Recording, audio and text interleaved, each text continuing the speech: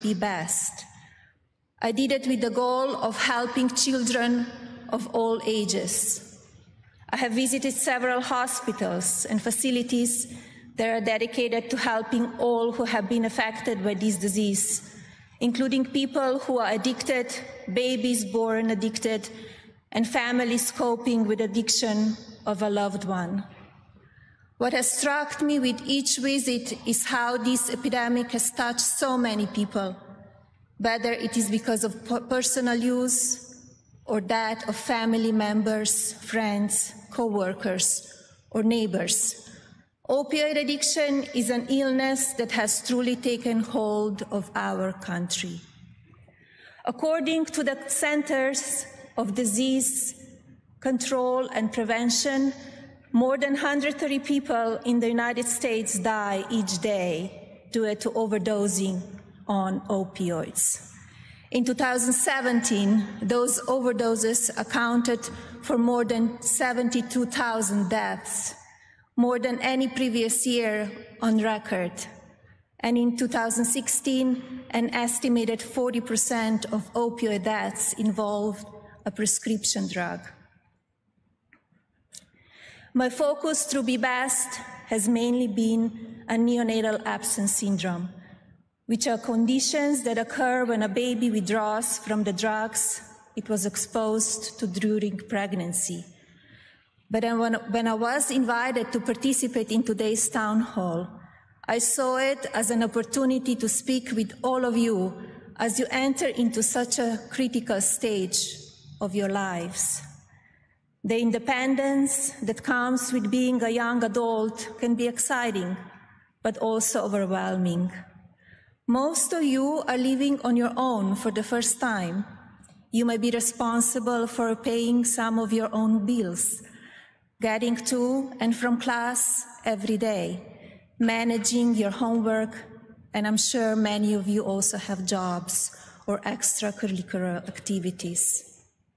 And while I bet no one here will want to admit it, I imagine some of you have or will be experiencing situations with drugs or alcohol.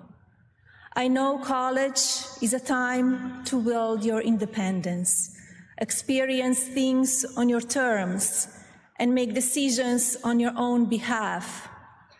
I'm here to remind you that some of those decisions, thought they may seem minor at the time, could negatively impact you for the rest of your lives. I'm here speaking to you in my official capacity as First Lady, but I want you to know I'm also here as a mother.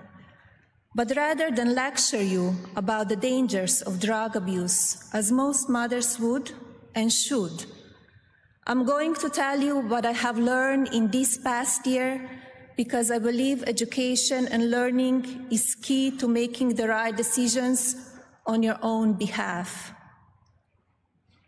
I have learned that addiction can begin with something as innocent as injury. It could be a sports injury or from some kind of an accident. I have spoken with families and seen many news reports that talk about young athletes or people injured in accidents who became hooked on opioids after being given a prescription for real pain. Tragically, many of those stories end with people who have later transitioned into using heroin and overdosing. In fact, data from the Department of Health Human Services shows that in 2016 and 2017, more than 17,000 deaths were attributed to overdosing on commonly prescribed drugs. I have learned that many people who become addicted to drugs are too ashamed to ask for help. I have also learned that addiction is a disease, and like any illness, people need and deserve treatment. We must commit to removing the stigma of shame that comes with addiction and helping change public opinion so that people find evidence-based treatment before it's too late. I have learned that you have a responsibility to yourself and also to those around you who may be struggling. While you may never personally become addicted, the chances of you knowing someone who struggles with it are very high. And if you or someone you know needs help, you need to be brave enough to ask, or strong enough to stand with them as they fight through the disease. You need to be educated enough to know the signs of addiction, and also secure enough to talk about it, and keep talking about it until help arrives. Now that you know what I have learned, I want to close by telling you what I believe. I believe in the power of all of you. If even one of you lives here today and talks to a friend or family member about the potential to end this crisis, then we all succeeded. I believe that as our next generation, you have the potential to not just reduce, but eliminate the statistics I mentioned earlier.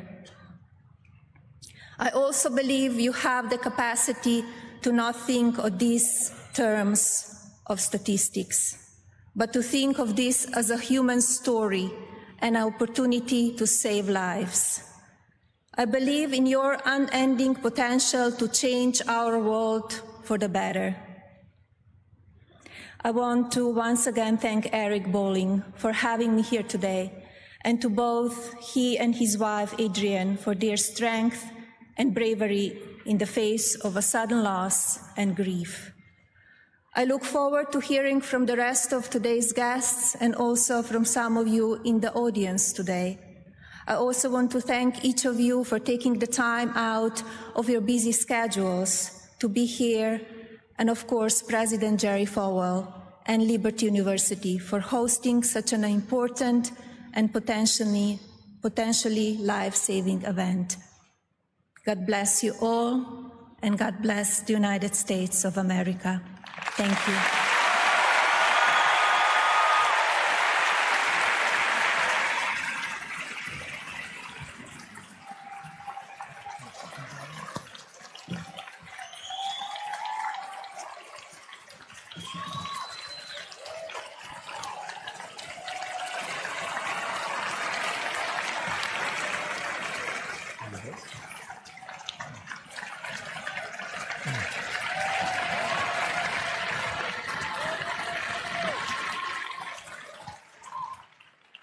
Thank you so much for being here, First Lady. I mean, it's amazing to have you join this opioid fight. I want to get to some of the initiatives that you're talking about, but I need to tell this story very quickly.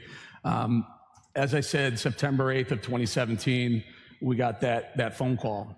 It was about 10:30 at night. And next morning, we flew to Colorado, University of Colorado, where my son was going to school.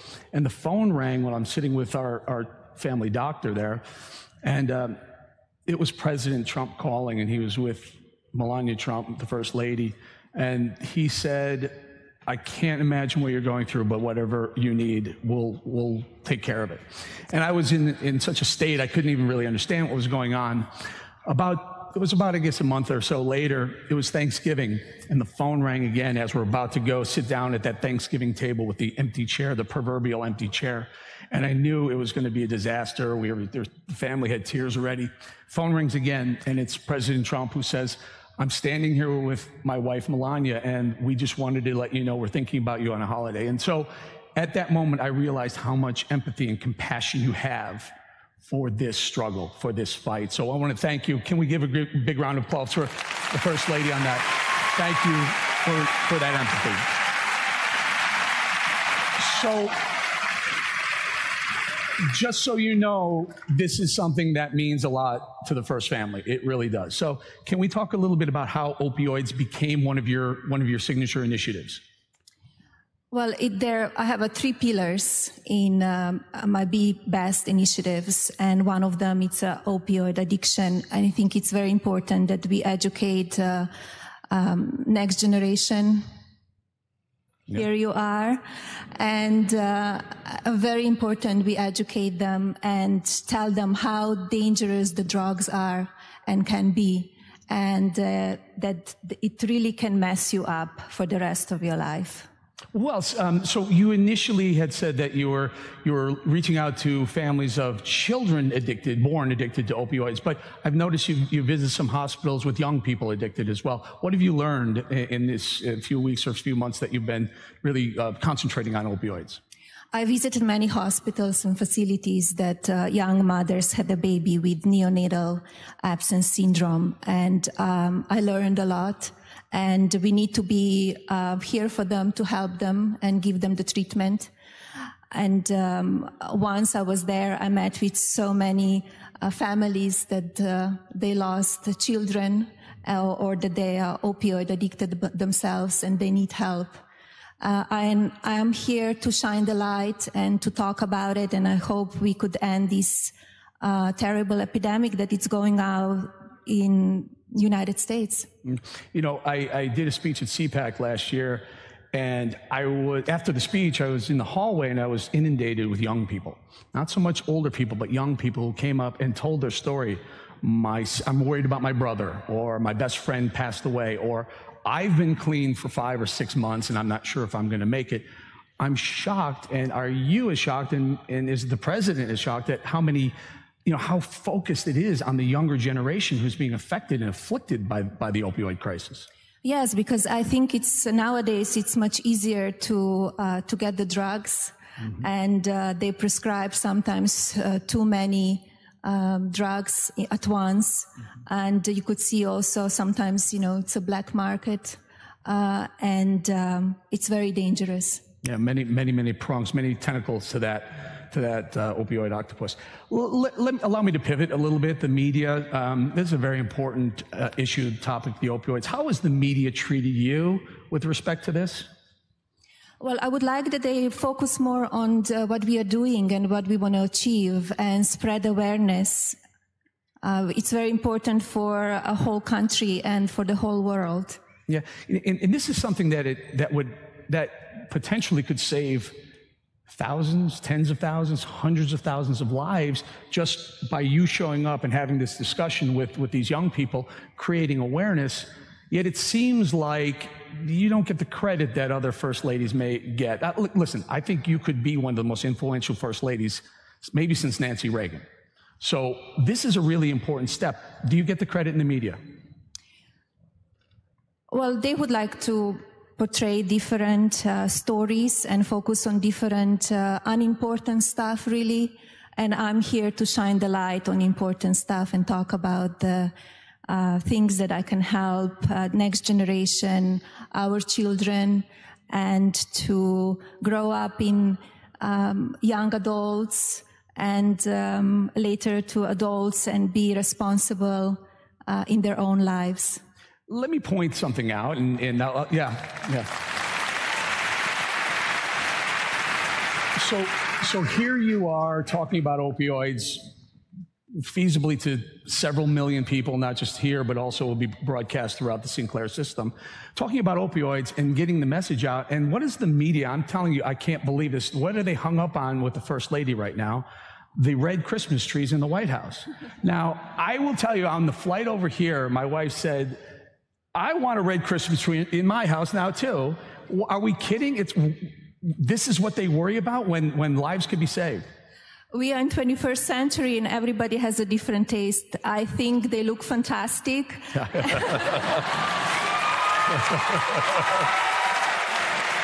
I hope everybody will come over and visit it. In real life, they look even more beautiful, and you're all very welcome to visit the White House, the People's House. See that?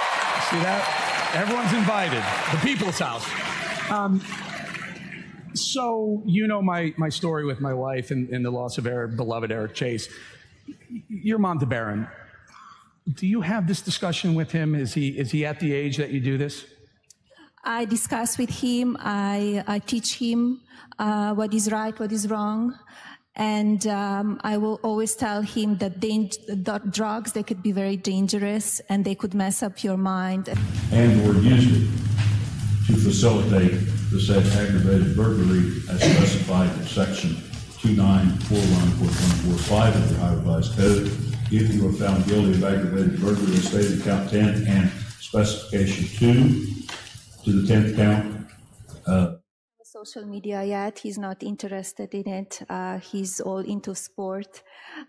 So he's a great athlete. I teach him to be responsible and treat people with respect and kindness. And that's very important for me. And I know when I started with Be Best and with social media initiative that I will be criticized, but I will do what is right for the next generation and to be focused on helping how to use it and how much to use it, the social media. That's very important for me. So next generation can be respectful and kind. Are you listening? And also sometimes you need to fight back. I'm sorry. Are you listening? All right. They want me to go to some audience questions, but I have to ask these first. I got the First Lady. We all want to know. So a typical night in the White House, President Trump is finished with the work for the day, comes down, you turn on the TV and sit around and just watch some TV together. What's that night like? What's the White House like at night? We are very, very busy. We have our own schedules. I'm very busy. He's very busy.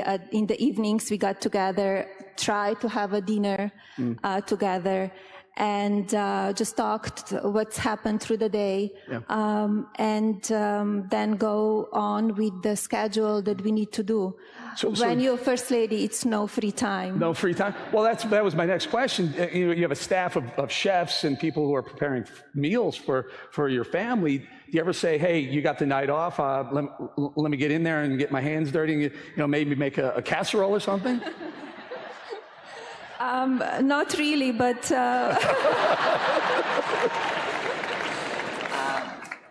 we can do that maybe in the future when I'm a little bit less busy. Second term, we'll do that in second term, right?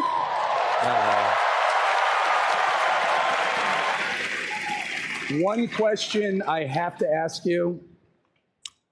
If you were to write an autobiography, what's it about? What's the title? What's it about? I don't have a title yet. I didn't even think about it. I just think I could have many books, what's going on in my life.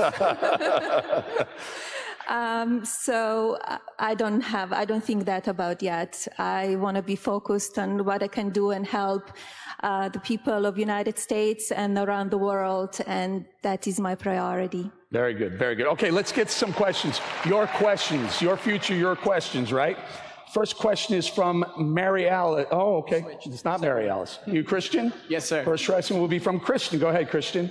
Hi, Madam First Lady. Thank you so much for coming today. You touched on speaking with Barron about opioid addiction. As a mother yourself and leading example to countless mothers in the country, what kind of advice would you give to other moms in the way that they should approach a conversation with their kids about opioid addiction? I think the education is the most important, and talk with the children and see what's going on in their life, who their friends are. Very important to stay on top of them so they don't go in the wrong direction. That can happen very, very quickly. Mm-hmm. Okay, we'll take another audience question. Is this Alex? Yes, it is. Go ahead, Alex. Thank you so much for being here today. My name is Alex. You've been quoted saying, if you're fighting addiction, you should not be ashamed. What are some other ways we can show compassion to those who are fighting drug addiction? We need support. We need to support people who are addicted and to get rid of stigma that comes with opioid addiction. We need to be there for them. We need to support them and talk to them, of course, to get professional help as well. To encourage them and see in themselves their positive character and what they could do with themselves in a positive way. But to be there for them and love them and whenever they need you. Okay, Mary Alice has a question. Thank you so much for coming to speak to us. My name is Mary Alice, and my question is, why did you first choose to focus on the issue of opioid abuse, specifically babies that are born addicted? We need to educate and teach young mothers how dangerous the drugs are. While you're pregnant and if you use drugs, your baby could be born with neonatal absence syndrome. and it's a lot of challenges later on when they grow up. So education, very important to young women, to young men, so they know later in life how to handle it. Great questions, and I think one of the most important things we have going on here is creating awareness and removing the stigma of opioid addiction and use and abuse. And I think because we have the First Lady here, we're going to really start to remove that stigma and save some lives. We're fortunate because First Lady's sticking around, and we have a lot more coming up. Don't go away. Don't go away. More with the First Lady and Homeland Security Secretary Kirstjen Nielsen, along with Health and Human Services Secretary Alex Azar, on opioids, a national crisis at Liberty University.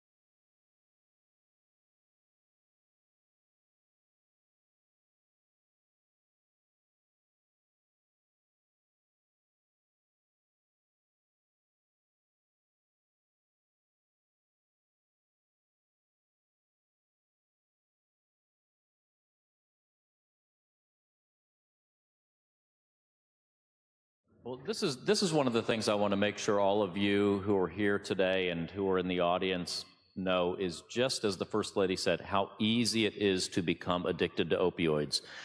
You may have an image in your head of somebody like in the 1970s image of opioid addiction. That's not what we're dealing with today. The majority of people who become addicted to opioids today were prescribed a legal painkiller for wisdom teeth, for a knee surgery, something like that, and they were prescribed too many, or they took too many. They became addicted for reasons we don't understand. Somebody may take 9 days of them and become addicted, and another person is perfectly fine, and we don't know why that is. You've got to be extremely careful. You've got to seek help if you see yourself or a loved one getting into that situation, because that's how folks are getting into this trap, is through these legal opioids initially. The great news is, under the president's leadership, since January of 2017, legal opioid prescribing is down over 23%, and what we call the morphine milligram equivalence is down 28%. Can you expand on that a little bit? How does that work? So what it means is fewer of these pills are getting prescribed by doctors now.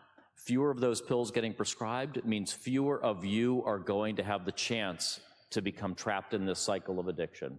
And so that's a huge accomplishment. The president committed that by the end of his term, we'd reduce that by a third, and he's already delivered 23% reduction. So one of the other issues that I think is very, very important in tackling this epidemic is not only the availability, but the awareness side as well. Now, talk to us, I was at a bill signing with the First Lady and the President where $6 billion was appropriated for, among other things, awareness. How are you getting the word out on awareness and recovery and addiction help? So we've got ads out, I hope you've seen them, that frankly ought to scare you, about the risks of opioid addiction, the risks of how you can fall into this trap. The other thing that we're trying to make sure folks understand, and the First Lady said this in her remarks, is to get rid of the stigma around opioid addiction. This addiction is not a moral failing. It is a medical issue, and there are medical ways that we can help bring you out of it, and it might even be a lifetime of recovery, but there are ways we can help you. And so it's getting the word out there that medication-assisted treatment and other forms of therapy are ways that we can help you recover. They're available. You just need to seek the help. All right, very good. Madam Secretary, talk to us a little bit about so you're Department of Homeland Security involved in the border. There are a lot of illegal drugs, illicit drugs coming across the border. For me, close to home, fentanyl. Fentanyl is what killed my son. Coming from China, likely a lot of it comes through our southern border. What are we doing to stop that? Yes, so first I just want to thank you all for being here. I want to thank Liberty University for hosting us. It's amazing. And President Falwell and Eric, thank you for pulling all of us together for this very important conversation. At DHS, we're trying to prevent all of the illicit opioids from getting into the country. So we do that at the source with agreements with our international allies. We do that at the border. We do that at sea with the Coast Guard. We do that at the border with Customs and Border Protection. And we do that through the airports with the Transportation Security Administration. What Eric mentioned, unfortunately, is the most difficult part to get at, perhaps, which is that much of the fentanyl is still coming from China through the mail.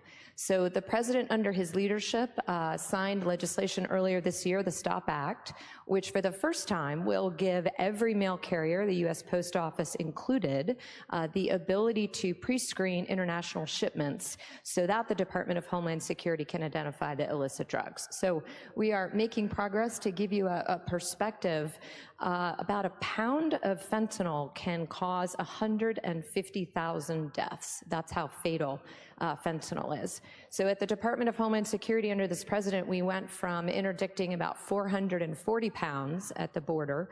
We're now well over 1,700. The Coast Guard brings in tons of opioids every time they come back to port. And then at the mail facilities, we have all of our canine teams trained. Canines are actually quite good at detecting fentanyl. And so every single location where we sort mail has a team of dogs there that are there to protect you from opioids coming into our country. First Lady, are you shocked by the amount of interest and the money that's being, the assets that are being thrown at this? I mean, I think this is the first time in history any administration has spent this amount of time, money, and focus on something so deadly. By the way, can we agree that this is the worst national health crisis in the history of America? Yes, it is the worst crisis, and I think in the past years we didn't talk much about it, and it came so far that now we really need to step up. Secretary, 133 people per day die of a drug overdose, primarily fentanyl or opioids, I'm sorry. That's like flying a 737 into a mountain every single day and everyone on board dying. And the focus on mostly young people. Can you give us an idea of the breakdown of who are the overdosing people? What's the demographic? Well, the demographic is everybody. We've got about 12,000 in this arena right now. I hate to say it, but here in Lynchburg, that means one person will die of opioid overdose in this room every year. One person here will die every year in this group. So 133 Americans die every single day of opioid overdose. Now, largely it's fentanyl. What happens is Somebody gets trapped in the cycle of addiction from a legal opioid. They get cut off eventually. They then switch to street legal opioids, street heroin, street fentanyl. They may switch to cocaine. They'll then eventually get somehow a fentanyl in their heroin, fentanyl in their cocaine, fentanyl in a street antidepressant, something like that. Or Xanax, in the case of my son. Or Xanax. Fentanyl in a street Xanax. And that's the overdose. And sometimes, tragically, what happens is they'll go into recovery, and they'll get clean, and they'll come out, and they'll relapse into using opioids again. But their body has lost the tolerance, but they go back to using the level of opioid they were using before they went into treatment, and they die from overdose from that. That's why it's been so important that we've gotten overdose-reducing drugs out there. Over 250% increase in the supply of opioid-reducing drugs out on the street, in first responders and elsewhere since the president took office. Narcan is a lifesaver, guys. Exactly. Secretary, there's a big concern among the public, people I speak to, that yes, you're doing what you need to do with the U.S. Postal Service, but what about the others? What about FedEx? What about UPS? What about the other private carriers that in the past may have been carrying drugs, even if they didn't know it, knowingly or unknowingly? What are you doing to stop some of that? Yeah, so we actually have something at the department called the National Targeting Center. And what we do there is we gather as much information as we can about shipments, cargo shipments, mail shipments in advance from our international partners, the shippers themselves. And then that helps us target patterns that seem off, right? That cause us to question what is in the package, who is it being sent to. For example, if we see a tremendous amount of packages suddenly going from one location in China to a very small town in rural America, there's a question there, what could be in the packages. So it helps us to target and understand. I would also say under the leadership of the President and the First Lady, we have for the first time an agreement with China to begin to get the advanced information from China. Are they working with us? They are. They can do more. The President is working with them to assure that they do more, but this is the first time that they've agreed to provide that advanced information so that we can target better and understand what's the packages. The President to negotiate a tariff on the heels of working with us on their fentanyl production. All right, let's take a couple questions from our awesome student body audience here. It's Town Hall, after all. Can you tell us your name? Hi, my name is Alana Rivera. Thank you for being here with us this morning. This topic is really close to my heart because my grandfather was a heroin addict for 12 years, and he went through a lot of different programs and never found help until he came to a faith-based program. And from that transformation, he decided to start another one and has helped over 20,000 people in the last 50 years. But we've seen administration change so much over the last 50 years where some people have been, The question is? Oh, the question is there anything that we can do as faith-based programs to get better partnership with the government? You want to take that, Secretary? Sure. Alana, thank you for what you and your grandfather do to help people who need recovery. This president is deeply committed to the role of faith-based organizations, not just in the opioid crisis, but throughout how we deliver services to our people. And for instance, in 2018, we are putting out $2 billion of grants for the opioid crisis. $1 billion of that can be used by states and given to faith-based organizations like yours to help deliver recovery and treatment. Great. Take one more audience question if I can. What's your name? My name is Derek. Good morning, Secretary Azar, for being here. My question is, so if I have a family member or a friend who is struggling with opioids, and often their first question to getting help is, I might go to jail. What are some resources and some ways that I can actually help them? Well, first, I'd ask President Falwell to confirm this, but my understanding is here at Liberty, you basically have the ability to come forward and self-report without any fear of discipline if you feel that you're at risk from alcohol or drug addiction. And so that would be a step one, is seeking out any administrator here at Liberty, and they'll protect your privacy and get into recovery. The other is, if you've got a friend or colleague and you need help, 1-800-662-HELP, H-E-L-P, is the substance abuse hotline that we have at HHS, and we can direct you to local treatment and recovery services in your area. Yeah, I think we have the number up, and you can certainly access that. I want to just point something out that no town is exempt, no city, no state. All right, I want to take a quick break and bring you back into our newsroom here at Fox 5 DC. We're in Washington, and I'm Molly Nevola here on our stream for Fox 5 Live on this Wednesday. We are looking forward ahead to a little bit of a Senate stakeout right now on the Hill. We have right now Secretary of State Mike Pompeo and Secretary of Defense Jim Mattis are briefing the Senate on Saudi Arabia right now. There are cameras set up outside, and we actually have a live look at these right now. You can see the stakeout they're setting up, and they'll be speaking to the press in just a few short moments, along with some other members, lawmakers there from the Senate who will also brief us a little bit about what was spoken about today. But you've been watching this stream from Liberty University. This is Melania Trump along with Secretary Azar, Health and Human Services, speaking about the opioid crisis at Liberty University. That's in Lynchburg, Virginia, not too far from where we are here in Washington. So we're going to flip you back there and take in that for a little bit. And once the Secretary of State Pompeo comes to the podium, we'll jump over to the Senate for a little debrief on Saudi Arabia today. A little more to come, some top stories today from the evening, including that scare at Walter Reed Hospital yesterday that turned out to be a non-incident. It was all cleared later into the afternoon yesterday. We'll have a little bit more on that. And also the National Christmas Tree lighting, which is tonight outside of the White House. So some more details on that coming up. The more I heard from families, the more I heard from providers, the more I heard from law enforcement of the growing, explosive growth in this problem. And we had to do something about it. Communities don't have the ability to scale up their treatment programs because state governments turned its back and the federal government has been too little, too late.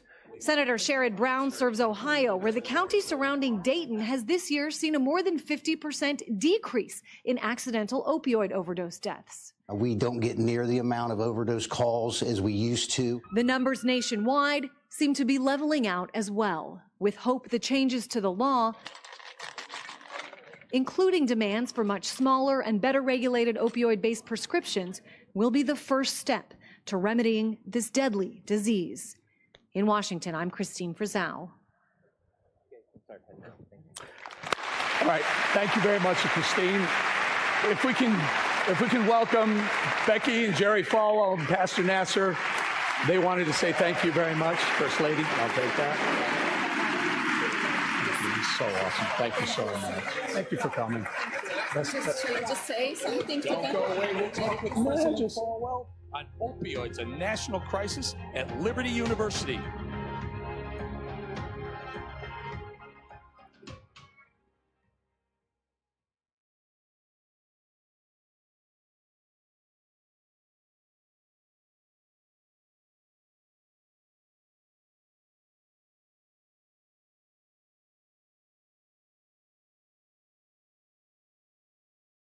So grateful for you. I really hope this shines a light on the problem that, in a way that nothing else could. We can do without you. Pastor Nasser, Jerry and Becky Falwell, and certainly First Lady and the two cabinet secretaries. We're going to leave it right there. We're going to say thank you very much, but we have a lot more to come. Stick around. Awesome. Thank you. I'll walk you.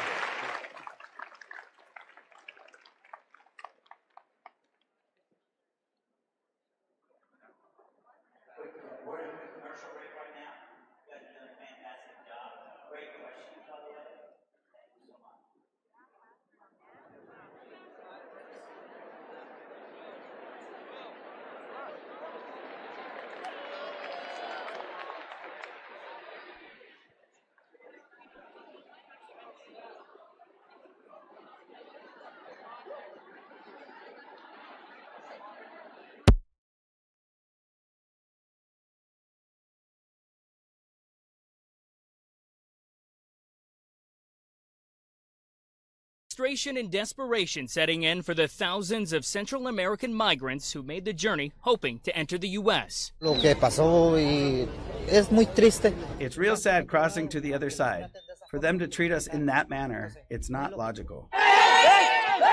A clash with Border Patrol agents during a Sunday demonstration now complicating the situation. While it only involved a few hundred of the more than 5,000 migrants, some say it makes them all look bad. And they've had enough. I'm happy because I know I'm going to be reunited with my family and my country. Well, what was once a baseball field is now the main shelter for the migrants from Central America. And as you take a look over here, you can see how thousands are living right now in makeshift tents, in blankets, anything to keep them warm through the night. It is pretty rough conditions over here. It smells of raw sewage. And there are a lot of families here, women, men, children, thousands of people living in conditions like this for up to 2 weeks now. And this is where they're going to be waiting until they figure out their next move, whether it is to stay here in Tijuana, go back home, or stick it out and try to seek asylum and enter the U.S. These crutches will not stop me from crossing that fence illegally or legally, but I do not intend to cross illegally. I am hopeful that they will give me the papers, because the first thing is to ask for political asylum in the United States to enter legally. While some remain defiant with the hopes of entering the U.S., others look to stay in Mexico. Locals in Tijuana don't like that idea either. Deport them back to where they are, let them over here. They need to get them out of Tijuana because it's just crazy for us. The Border Patrol Union now calling on members of Congress to act, pushing them to fund a wall before chaos erupts once again. What's happening is they're gaming the system. They're thumbing their nose at the American public, the American government. In Tijuana, Mexico, Jeff Paul, Fox News. In Tijuana, Mexico, I'm not just the chairman of the Democratic Party. I live just a few blocks from here. The powerful chairman of California's Democratic Party, Eric Bauman, stepped aside Monday after allegations of sexual harassment. I take seriously any allegation brought forward by anyone who believes they have been caused pain, Bauman said in a statement. A prompt, thorough, and independent investigation of the allegations has been undertaken. We have to re-engage by putting up a blockade, by taking back the House of Representatives and fighting like hell to take back the Senate. A former aide to Governor Gray Davis, Bauman is known as a political kingmaker, blunt and combative. But these allegations come from the party's vice chairman, who claims to have spoken to victims and a potential witness. I believe the victims, Duraka Larimer Hall said in a letter to the party. Their stories illustrate a clear and escalating pattern of Chairman Bauman's horrific and dehumanizing behavior, and lead me to conclude that Mr. Bauman must no longer serve as our party chair. Bauman gained national attention in August when he called on California to boycott In-N-Out Burger because its owners donated to the state Republican Party. This is a nice California institution. There's no reason to boycott them, I don't think. Consumers ignored the boycott, but voters apparently bought his political message. Democrats regained a supermajority in the state house and are poised to win 46 of the state's 53 congressional seats. Sexual harassment allegations are not new to Sacramento. 9 lawmakers faced accusations of misconduct in the last 2 years. We reached out to various Democratic lawmakers and political consultants to comment on Bauman's alleged behavior. None wanted to talk about the powerful party boss who remains on leave pending the investigation. In Los Angeles, William Lajeunesse, Fox News.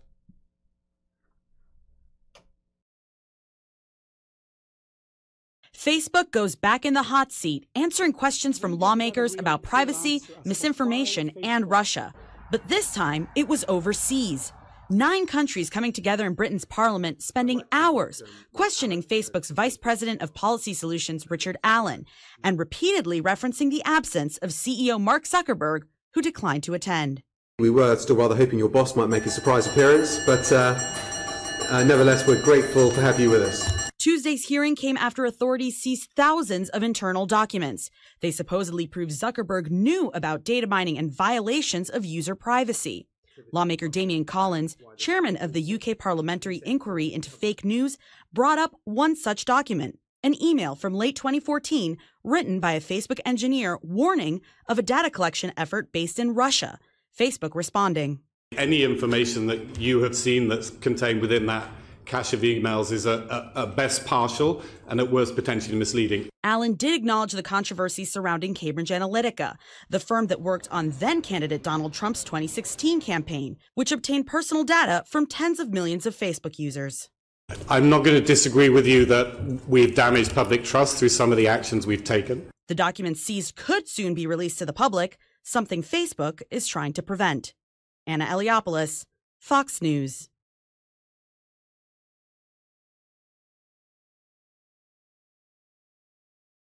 President Trump urging the migrant caravan at the border to turn around, telling them the U.S. will not let them in. We are doing a job, and we will continue to do a job. We're doing what's right. As criticism builds over the use of tear gas in weekend clashes, Border Patrol saying they believe it was called for. It absolutely was necessary. When you have grown males that are pushing women and children up to the front and using them to be able to throw their projectiles, they gave us absolutely no choice. While Democratic Congressman Benny Thompson saying any border security and immigration policy that results in mothers and children being gassed is not only cruel and morally reprehensible, but also an abject failure. Mexican officials are warning migrants they need to find a legal way to cross the border, and violence won't be tolerated.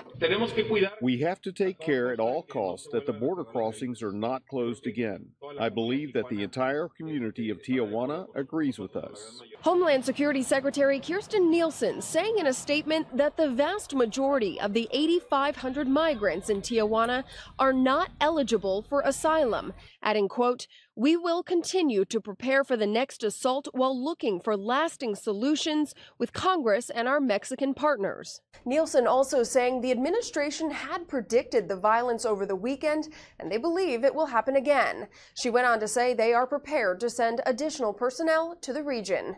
In Washington, Lauren Blanchard, Fox News.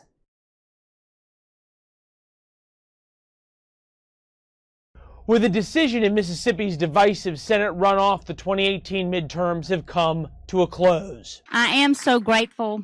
I'm so humbled for the honor that you have given me. Republican incumbent Cindy Hyde-Smith was projected the victor over Democrat Mike Espy in the deep red state. But the win doesn't come without controversy. During the runoff, a video surfaced of Hyde-Smith making what some called racially charged remarks. The video driving many voters to the polls, but it wasn't enough to push Espy, who was hoping to become the first African-American senator from Mississippi since Reconstruction, across the finish line. In defeat, he offered to aid in bringing all Mississippians together. She has my prayers as she goes to Washington to unite a very divided Mississippi. And she has my prayers and my willingness to help her to do that. After her win, Hyde-Smith vowed to fight for everyone in her state. No matter who you voted for today, I'm going to always represent every Mississippian. President Trump rallied for the Republican candidate and also praised her victory over Twitter. Congratulations to Senator Cindy Hyde-Smith on your big win in the great state of Mississippi. We are all very proud of you. The 59-year-old is the first woman elected to Congress from Mississippi. With her win, Republicans now hold 53 of the Senate's 100 seats. In Washington, Leland Vittert, Fox News. All right, breaking in briefly here to show you a news conference from the Council on American Islamic Relations. They're holding a news conference about the murdered teen in Virginia, Nabra Hassanen, and this is following a plea hearing for the person who is being charged with the murder of this teen. Listen into this news conference. Friends of the family and members of the community, we would like to thank very much the prosecutors who did a very good job, and we feel that Nabra will never be forgotten by the Fairfax community, by the Muslim community, by the people who stood for her family, to make sure that justice is served. Mr. Mahmoud would like to say a few things, but he's emotional about it. If he would like to say something, I'll translate for him. But it's emphasized to say that it was not easy for him to sit and listen to what happened to his daughter on that fateful early morning. It was painful for all of us, and so I'll just ask him to come to say a few words if he would like. We say all praise is due to God. All power is to Him. And I surrender my case, my daughter's case, to God the Almighty. And I hope and I consider her to be a martyr in the eyes of God. Alhamdulillah. Thank you so much. All praise to God, and thank you so much. Sir, in the beginning there was thought, and I know Mr. Hassanen also thought it might have been a hate crime and that he went after her because she had the hijab on. Have you had second thoughts about that? Let me translate. أيوة هي قالت إن أنت في البداية إنه قلت كذا أيوة إن كان جريمة ما زلت لغاية دلوقتي خلي. He said, you know, he still believes that's the case, but he will let the lawyer answer. So the collection of information is not done yet. The plea agreement includes a provision that allows the family to ask the defendant directly exactly why he did this, and so that is a question that will continue to be explored as this case progresses. Sir, what other questions do you plan to ask your daughter's killer? Today is not the day to kind of explore that other than what we just said. Obviously, the question that causes so much pain is why something so terrible, so horrible would happen to a young Muslim girl practicing her faith in Fairfax County. Why would someone ever do that? And that's what the. Is he at all disappointed that the death penalty? The prosecutor made clear, and we affirmed that this outcome is in accordance with the family's wishes. This defendant, on March 28th, we expect will be sentenced to life without parole. He will be imprisoned for the remainder of his days, and that's justice for Nabra. Would the family like to see some remorse? Would you like to see any kind of a statement from the defendant offering remorse? What we're looking forward to only and exclusively is that a sentence of life without prison. Life without the possibility of parole being imposed on March 28th.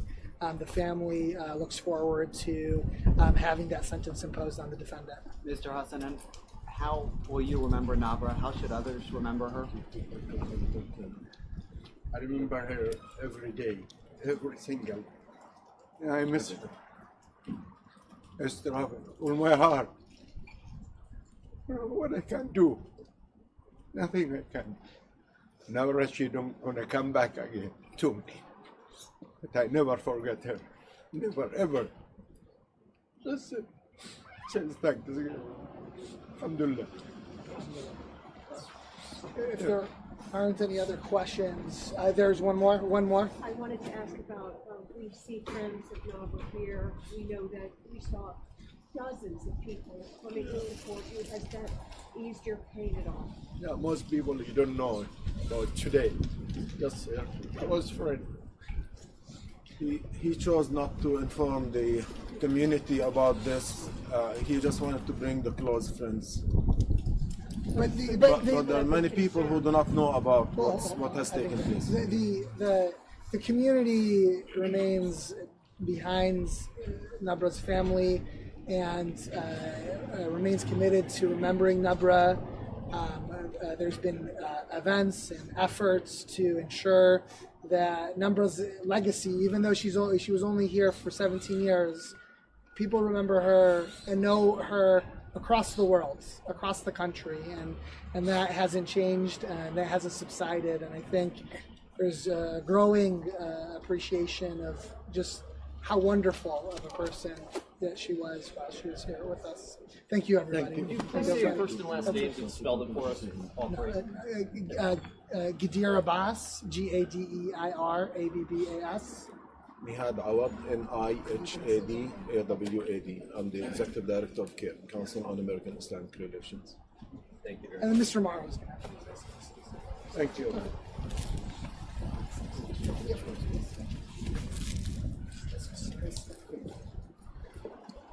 Good afternoon, folks. I'm Ray Morrow, prosecutor on this case, along with my team. Just want to say a few things if I could. I want to thank the Muslim community for the tremendous support they've shown the Hassanen family and the prosecution team and law enforcement in general in both investigating this case and preparing it for trial.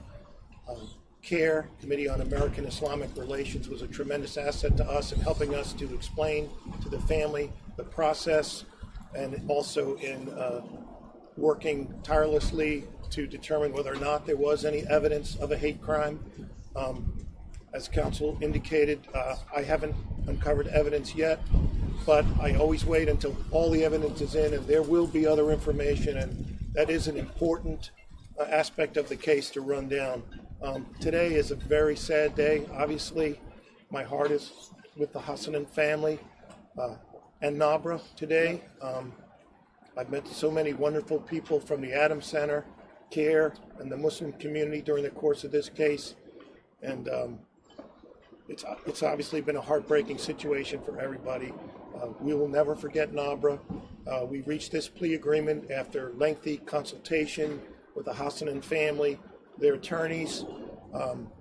We're willing to try the case. However, it's important to understand that capital litigation is very complex. Just last night I got notice that a case I tried 9 years ago got reversed by the Fourth Circuit. Hopefully we'll fight that up to the Supreme Court. But these cases are tremendously complex. The trial would have taken months, and the appeals would have gone on for at least a decade. And the family wanted some closure and put this to an end and go about the rest of their lives and honoring Nabra's memory. That was an honor and a privilege to work with this family, and they have my deepest sympathies always. Ray, this case this crime really stands out in its viciousness and seemingly kind of randomness. Could you speak to that? You know, that's the thing. We talked about it upstairs after the hearing. You know, you just want to know why, but some people just do wicked and evil things sometimes, and I don't know that we'll ever know why in this life, but yeah, this crime stood out as just a very horrific and brutal crime. We did work with defense counsel and shared the information with the Hassanen family and their attorneys with respect to the defendant's background, and they did a good job. We're fortunate in Northern Virginia to have great defense attorneys, and that was a team of excellent lawyers who did a heck of a job, and they brought us information that we could factor in reaching this decision collectively to take this action. I don't know that there's any comfort here for anybody, but life without parole is nothing. It's not a light sentence, and there are no winners here. But there is a tremendous there are a tremendous amount of people who worked hard, and we'll never forget Nabra and honor her memory. How unusual is it the provision that will allow the Hassanen family to question directly? Have you done that before in cases? I've had it happen rarely. It's rare, but this is just such a random attack on such a lovely young person, you know, practicing her faith. It's just shocking, and I won't speak for the family or presume to, but I know they must be just searching for why our daughter, why such a lovely, innocent, kind, religious person.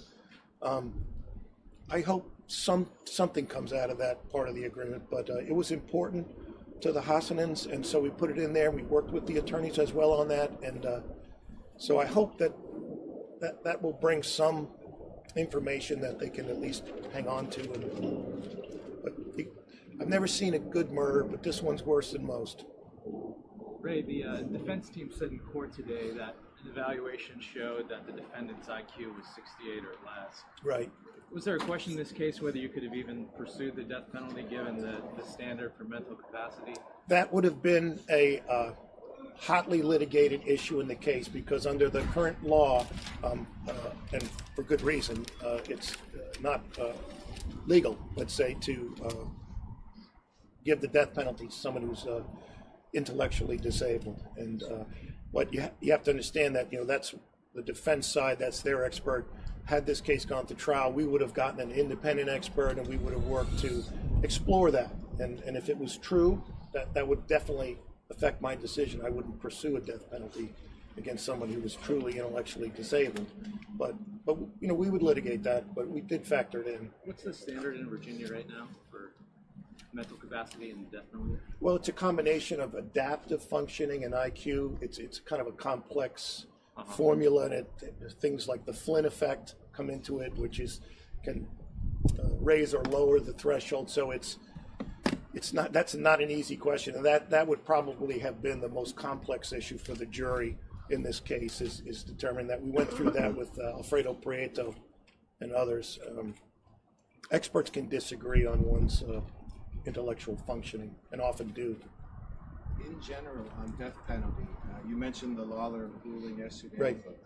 A few months ago in Prince William, there was a cop killer where right. the jury split dead even. Right. Some of the issues here, as a practical matter going forward, I mean, as you look at what you have to do to put death penalty cases forward, as a practical matter, is that viable going forward? Excuse me. Yes.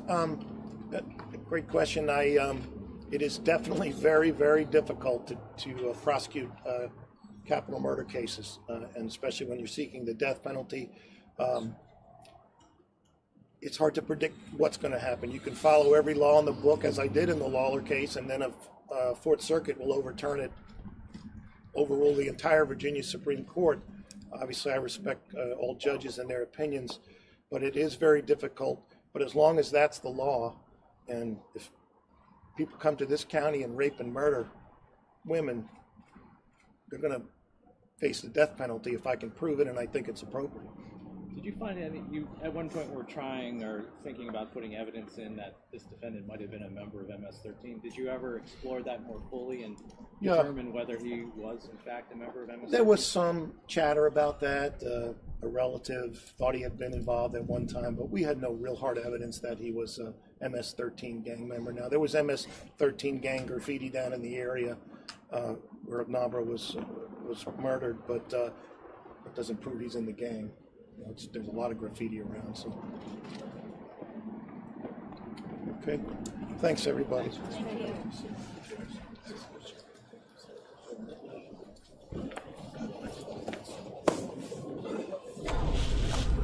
That was the family of Nabra Hassanen, who was killed. She was walking to a mosque in Virginia when she was murdered, and her alleged killer did plead guilty this morning. So that full case will go to trial early next year, and we'll find out more from that as it does happen. But really a tragic case all around. We're going to throw it to some more top stories for today, this Wednesday, November 28th. Pelosi knows how to twist arms, and she knows how to count votes, but that doesn't mean that today's vote is going to be easy. Nancy Pelosi has made her pitch, and today she may learn her fate. And there is a very strong likelihood that after today she will be well on her way to regaining the speaker's gavel she has held before. I happen to think that at this point I'm the best person for that. House Democrats will huddle on Capitol Hill behind closed doors to vote on their leadership posts.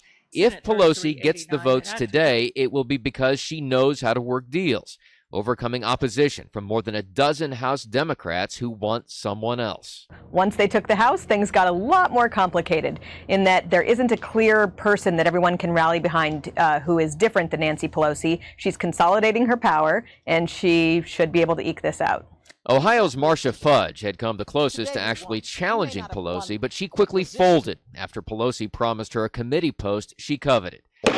And more Democrats are likely to fall in line when the full House votes for Speaker in January. So would the president be able to work with Pelosi? He has said he supports her bid, but it's not clear whether he sees her as a partner or someone he can effectively rail against. Either way, the lay of the land in Washington is about to change. Less drama on the Republican side, where the stakes are lower. Republicans have selected Kevin McCarthy to lead the new Republican minority in the House next year.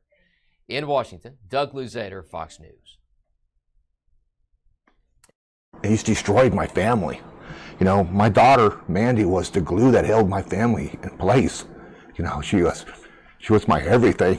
This morning, Dan Ferguson received a call from El Paso police telling him the man who hit his 28-year-old daughter, Mandy, a bubbly 6th grade teacher, turned himself in 2 days after fleeing the scene. I saw where my daughter was hit and where her body was 50 feet from the point of contact. He never even attempted to stop to render aid. There was some relief, but also frustration.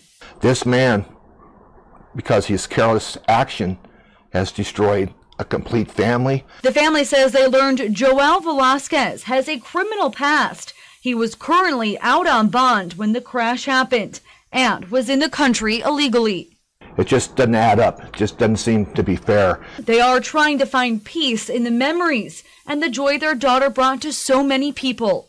She was my world. She was my wife's best friend, but she's always my baby girl. But they also want accountability and justice for Mandy. Everything was just perfect in her life, and to have it just so tragically and senselessly destroyed, this is something that no parent should go through. Even though we've done it before, it's still really nerve-wracking because we've had more missions to Mars fail than we've had succeed. After 6 months and 30 million miles later, touchdown confirmed. NASA's InSight is now on Mars, and now it's time to get to work. Specifically to help us understand what the inside of Mars is like and how it might have evolved over time. ASU's space program will be paying close attention to this mission, and they know what they want to see. We would like to get seismic data back from the mission. That's the big thing. So if we can get any kind of seismic data back, that'll be big. Getting the heat probe to drill into the surface. So we have a drill called a mole that's supposed to penetrate 5 meters down into the subsurface, which is the deepest we've ever tried to drill on another planet. Unlike other missions, the pictures might not be so pretty, but it doesn't lessen the importance. It's going to teach us about a part of Mars that we've never been able to investigate before.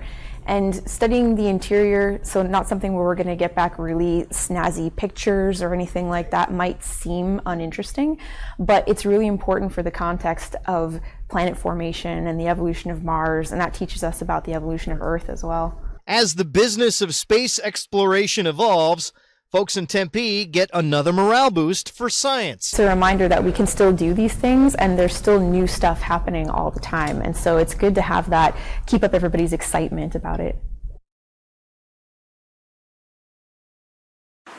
Chinese researcher He Jiankui is championing a medical breakthrough. He claims he created the world's first genetically engineered babies by altering the DNA of human embryos of 2 Chinese girls. He says the twins were born healthy. The world has moved on to the stage for embryo gene editing. There will be someone somewhere who is doing this. If it's not me, it's someone else. He made the announcement on YouTube, saying he used a controversial gene editing technique, not to cure a disease, but to protect the babies from future HIV infection. 7 couples took part in the fertility treatments. All the potential fathers have HIV. The mothers did not. I said, uh-oh, somebody's gone and done it. Dr. Leilani Miller is a biology professor at Santa Clara University and specializes in genetics and biotech ethics. She teaches the technique CRISPR-Cas9 to her research students using models of organisms. If the claims of the Chinese scientists are true, it would be the first time the technology has been used to alter the genes in unborn humans. It's too soon to be doing this where we don't really have control of the technology. And this guy, I don't know why he's doing it. Maybe just because he wants to be the first, and that's the wrong reason to do anything.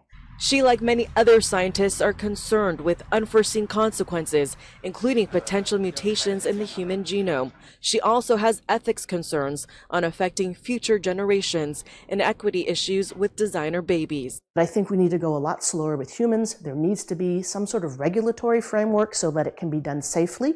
People we spoke with agree, while it may be an exciting technology, it may be too soon. Excited that it can help, concerned that it may cause more problems. It is a concern, you know. I think it's a matter of rules and regulations, and I think it's a time for regulators to step up.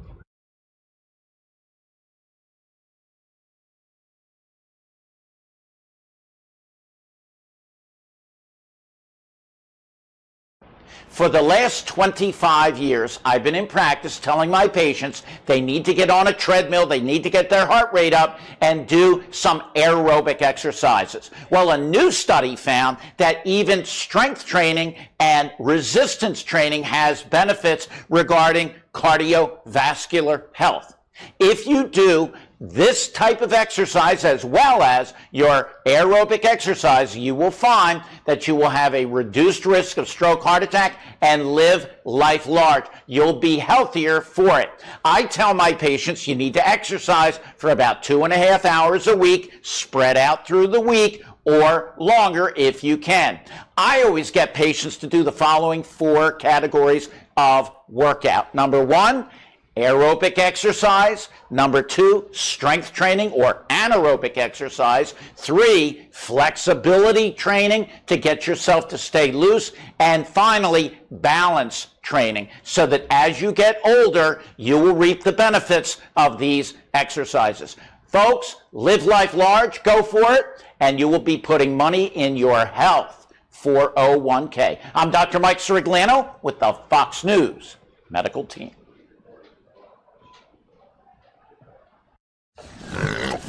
Yeah, these pigs are very spoiled. Spoiled swine feasting on your holiday leftovers. And I mean, it's Las Vegas, so lobster and prime rib. And they like leftovers. It's one of their happiest times of the year. Obviously, they get a lot of leftovers. Your turkey, stuffing, and gravy, all the food you couldn't finish. Restaurants across the valley send it here to Las Vegas Livestock near Apex. Anywhere from stuff they prepared for the buffet they never served to stuff that was left over in the buffet.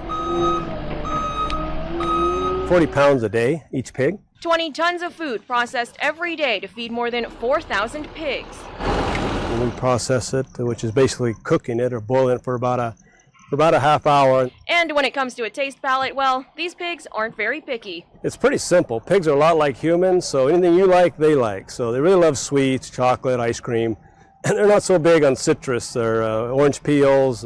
Just don't tell them what they're eating. Sure, they'll eat bacon. Yeah, it's edible, and they're gonna eat it. They love bacon too. Co-owner Hank Combs says it's a partnership with local restaurants that spans decades. Las Vegas in particular is, I call it the holy grail of food scraps. I mean, everything's excess here, right? You go to the buffet and they're not going to run out of anything, so they're always going to have plenty there. Just call it the circle of life. These pigs get to pig out before making it back to your dinner table. And we don't have a lot of use for green waste here, so I think it really fits in well with our environment, not only because of the sheer volume that we have, but I feel that pork is a better byproduct than soil. So.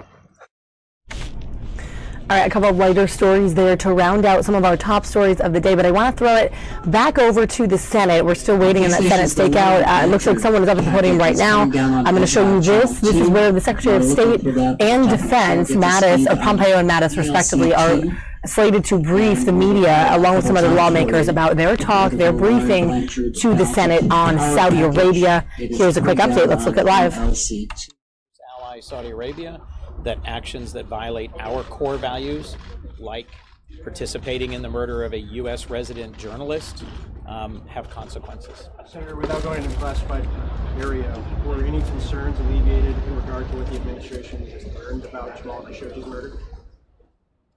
I left the briefing unsatisfied. Is it in particular as it relates to MBS's and their feeling or sentiment about MBS's involvement? I'm not going to speak to the specifics of that. I think it would have been a more compelling briefing had Gina Haspel been able to speak to the conclusions reached by the intelligence community. Why do you suspect she wasn't? I don't have any direct knowledge of that. And they didn't offer you a reason? Nope. And that strikes me as a significant mistake. Is that unusual? That she wouldn't be? It'd be very unusual in a briefing of this significance around a national security matter, where one of the key issues is what the intelligence community did or didn't conclude and did or didn't recommend, for the director of the CIA not to be present. So, thank you all very much.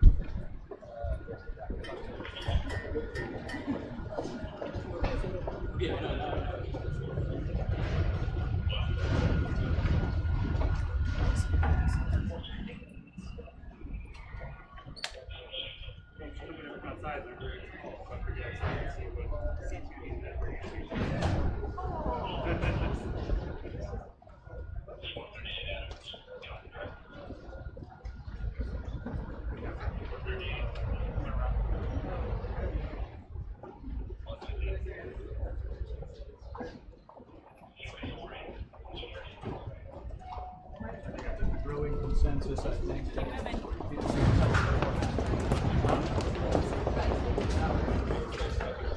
Right there. Open this up. Open this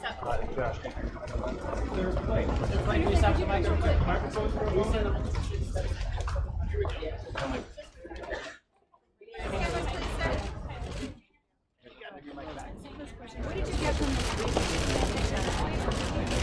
Well, I went in prepared to vote for the Sanders-Lee resolution, and I remain convinced I'll do so. Nothing changed my mind. Can you explain to you why Gina Haspel wasn't there? No. Did anybody raise that issue? Yes, several times. Why do you think she wasn't included? I don't know. I can only speculate. More to the point, Senator, were there things that you were just not able to get answers to because she or a representative of the CIA weren't there? I don't want to, I mean, it's a classified briefing. I don't want to go into it, but I wish she would have been there. A lot of us are frustrated that she wasn't. Do you feel like it was because the CIA assessment was that if MBS directed the killing that she was there? That was I don't want to speculate, but we were not, nobody was happy that she wasn't there, put it that way. Some Democrats have legislation that would help the intelligence community to make a declassified public report on these findings. Do you support that kind of measure? I haven't seen what they're proposing, but there's a reason for classified material. I just said I was not convinced that we shouldn't take the action that we're going to take this afternoon. What do you think of Secretary Pompeo's argument publicly that we need to stay close to Saudi Arabia to deter Iran? I think, I mean, I'm all for realpolitik, but that suggests that you accept the truth. And I think we all know what the truth is, that if he wasn't directly involved, he certainly knew of it, and the intelligence agents that we are sanctioning and that we are saying were involved are under his direction. So that seems pretty clear. Walter Khashoggi's murder was not addressed in either Secretary Mattis or Pompeo's opening statement. Was it addressed at length during the briefing? It's a classified briefing. Senator, how do you feel about your Mueller resolution?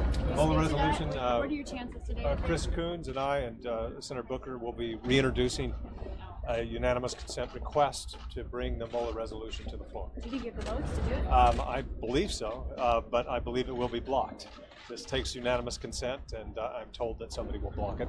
So my commitment to not vote for judges before the committee or on the floor until we get this done stands. Thank you, Senator. Open this up here, guys. Use us. Come through. Thank you. All right, gotta get into the group here. Okay, gotta get inside.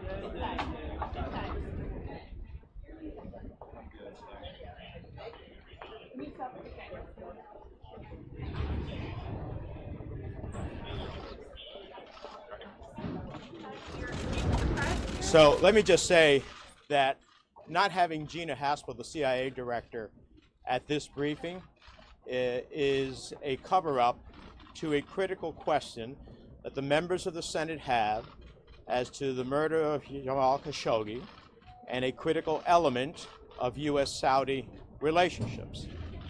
It's outrageous that the Senate can be stonewalled from hearing from the CIA director. I have respect for the Secretary of State and Defense, but I don't need them to characterize the information of the CIA and the intelligence community. I need to hear it directly. It tells me volumes about what really is going on here. Secondly, I heard nothing convincing as it relates to why we should not proceed with the Sanders-Lee and others resolution. I did not support it originally because I wanted to give the administration and the Department of Defense an opportunity to show me that our efforts were actually making a difference in the humanitarian catastrophe that is Yemen. Since then, all I have seen is the bombing of a school bus full of children, a series of other civilian targets bombed.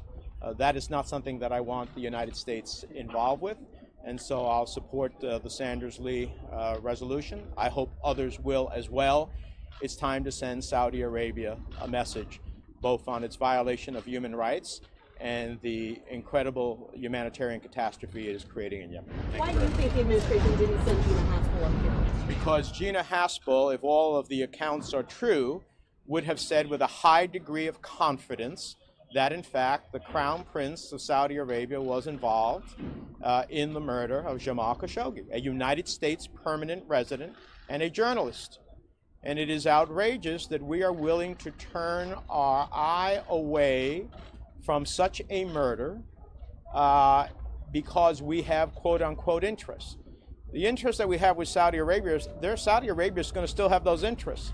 They have a continuing challenge with Iran. They have a continuing challenge with extremism and those who are involved in international terrorism. That's not going to go away for the Saudis. They're still going to need the United States in that regard. But when we do not send a message to a country like Saudi Arabia, we tell an ally you can kill with impunity simply because you have some other interest with us, then we send a global message that is frightening and one that does not serve U.S. national interests and national security. Thank you guys. Thanks. Senator, coming through.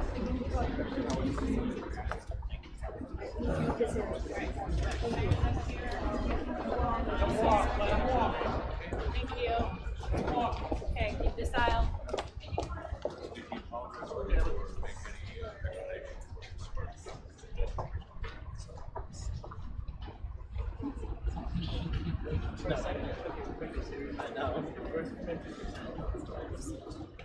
Nancy, can you take that forward and move that forward a little bit around?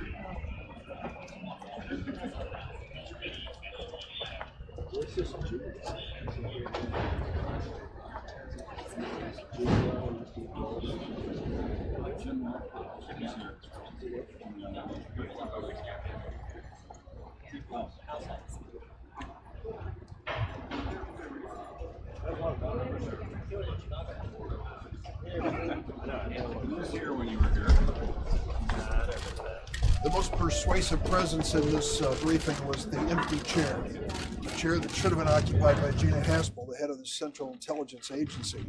We were told in this briefing that it was the direction of the White House that she not attend. I cannot recall a briefing on such a sensitive measure where we have been denied access to the intelligence agencies of the United States. As a consequence, much of the testimony was interesting but not persuasive. There are many of us who believe that this execution of Khashoggi in Istanbul could never have taken place without the knowledge and direction of the Crown Prince of Saudi Arabia. That is a fact which this administration has never been willing to acknowledge, and we are asked to accept at face value that this sort of murder took place without his knowledge. I don't accept it. Senator, you were explicitly told that the White House blocked Gina Haspel from coming to this meeting. We asked why Gina Haspel wasn't there, and the two who were there said that was a decision by the White House. Did Madison Pompeo answer any questions about the Khashoggi killing? They did. They talked about their impressions, having read the intelligence. I can't go beyond that and be any more specific. What do you think about their argument about that the greater, even though Saudi Arabia, sometimes you have to deal with people, unscrupulous characters, to be able to accomplish like greater goals like with Iran or counter. How did you feel about their argument about that? It was interesting but not persuasive. As far as I'm concerned, even allies of the United States need to be held to standards of values and principles that we in the United States embrace. This wanton killing of an American resident, a Saudi citizen, in Istanbul cannot be ignored or overlooked. And the fact that we cannot or will not pursue this to its obvious end is frustrating to all of us. Is it possible to work with Saudi Arabia and punish them at the same time? Certainly if they acknowledge that they've made several grievous errors when it comes to diplomacy. The idea of Hariri from Lebanon being detained, the action taken against Qatar, there's a long list. Our allies aren't always perfect in our eyes. We can work with them as long as they're honest in the relationship. There's no honesty in the relationship when it comes to the Khashoggi merger. Senator, thank you.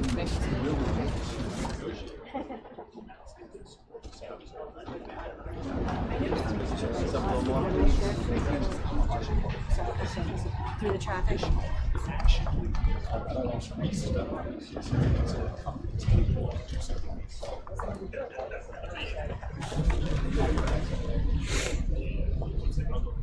That is Senator Dick Durbin of Illinois, Democrat, echoing a lot of the sentiments of the other Democratic senators who are speaking out about this briefing on Saudi Arabia. As people come up to the podium, we'll have that for you. This is a live Senate stakeout from Capitol Hill.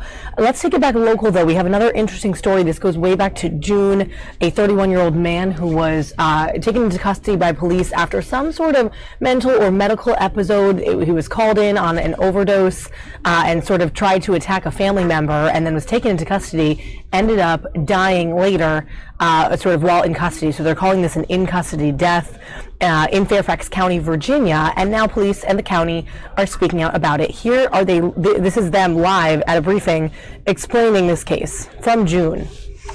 Firefighters continue for the family and our community members impacted by the tragic loss of life of this young man due to a fatal opioid overdose. I've personally expressed my prayers to the family and all those involved many times and will continue to do so. Before we view the footage, all viewers need to understand the following facts. In calendar year 2017 in Fairfax County, we experienced 113 fatalities due to opioid overdoses. We also experienced 872 opioid overdoses in calendar year 2017. In calendar year 2018, year to date, we've had 65 fatal opioid overdoses and 621 opioid overdoses. The Fairfax County Police Department has 443 crisis intervention trained police officers. We train all our new recruits in CIT skills, and we are training all of our incumbents as we march towards 100% sustainability of CIT into the future. 3 of the 6 officers on the scene of this event are CIT certified. During June of 2018, when this event unfolded, we had a pilot project for the deployment of Narcan in our patrol bureau. Today, we have 387 officers equipped with Narcan. Several years ago, at my direction and co-produced with our community, we gravitated towards the national decision-making model for use of force and de-escalation. In this footage, from the time of the 911 call, you will understand that the family members self-evacuated out of the home. The officers who arrived on the scene isolated and contained the home and the area. They started negotiations with this young man, and all valued the sanctity of life for this young man. And they used a safe opportunity in accordance with our training with the national decision-making model of de-escalation to go in and restrain this young man in a situation where we could stop his self-harm and reduce the risk of harm not only to himself but the officers, and not to have a situation where we're forced to escalate our use of force. And you must note, when you view this footage, one of the officers has an electronic control weapon out. The body-worn camera audio collects a lot of feedback. The feedback is not, and I repeat, not the electronic control weapon being deployed. In fact, it was never deployed. And once secured, in keeping with our co-training with the Fire and Rescue Department, as mentioned by Emily, the scene was cold, which meant it was safe for the fire and rescue crew, the medics, to come into the home. And you will see the video footage stop at a certain point. And I've directed the redaction of this video for several reasons. One, the young man has no clothes on. And when I stop the video, the next piece that comes in is the officers coming in with a nylon restraining device to secure further this young man from creating self-harm. And then we transition control over to fire and rescue. So out of decency and respect to the family who have had an opportunity to view this video and correspond with me verbally, I am only providing the community certain segments of the video for that decency factor, and also to protect HIPAA issues and other medical items. So with that, we're going to provide you an opportunity to view the video.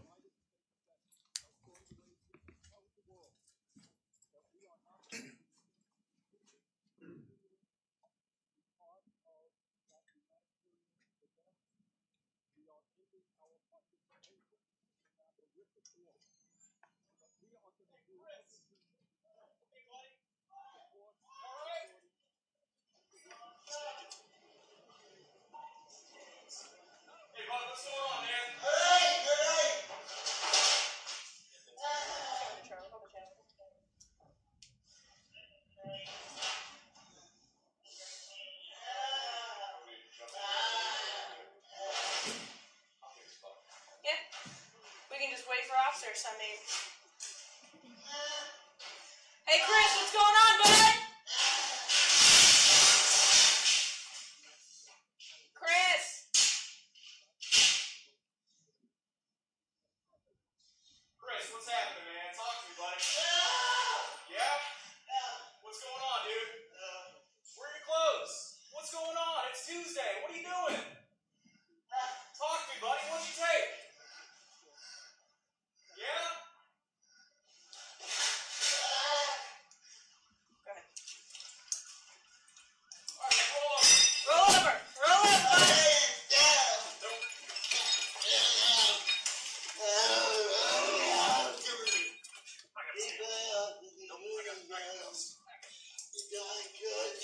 Nope, stay down, dude. Stay down.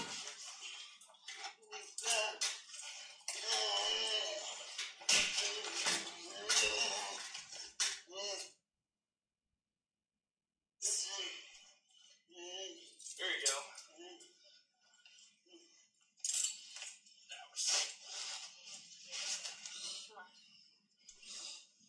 There you go, big guy. Nope. Listen, man. Hey, man. There you go. Touch down, buddy. All right, we're going to stand up. Sing's cold now. Is that Robert E. Lee? Robert E. Lee? You play high school, buddy? I got it. Yeah. Can you breathe, Chris?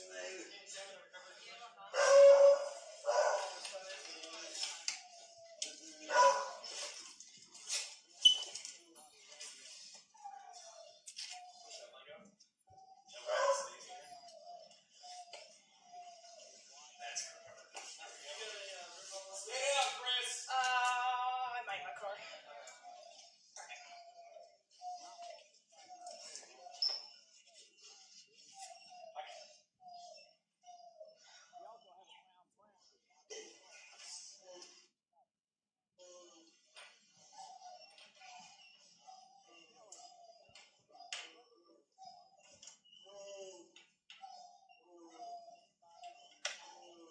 Mosquito, sorry.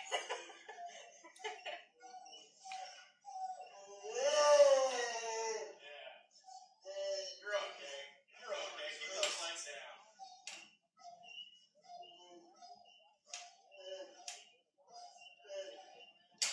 Work out, man? Yeah. Pretty strong. There you go.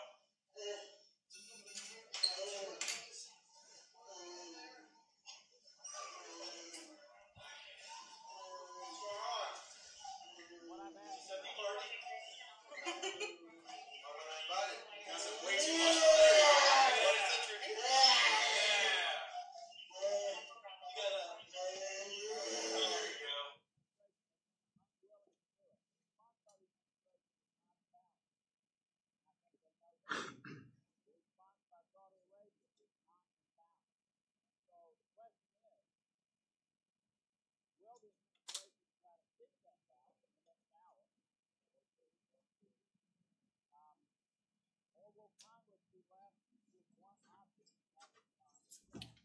I'm going to ask Director Tomlinson to join me and Fire Chief for question and answers. And before we get into your questions, this video will be posted on the Chief's website under critical incidents for you to have. So with that, I'll open it up to questions. Chief, did any of the officers there have Narcan at their disposal, and if so, did they use it? Our officers did not have Narcan, to my knowledge. They did not use it, but I can invite fire personnel up to talk about what use of Narcan was deployed. Jason? Good afternoon. Thank you for the question. First and foremost, thoughts and prayers for the family. Your specific question of Narcan usage, the Fire and Rescue Department personnel did administer Narcan on this particular incident. And reason for administering Narcan is for suspected or known opioid overdose to reverse a respiratory depression or respiratory arrest. And that was at the scene, at the house? At the scene. Thank you. Has there been any change to the procedures or the way you approach this type of a call and as a result of this case and the investigation?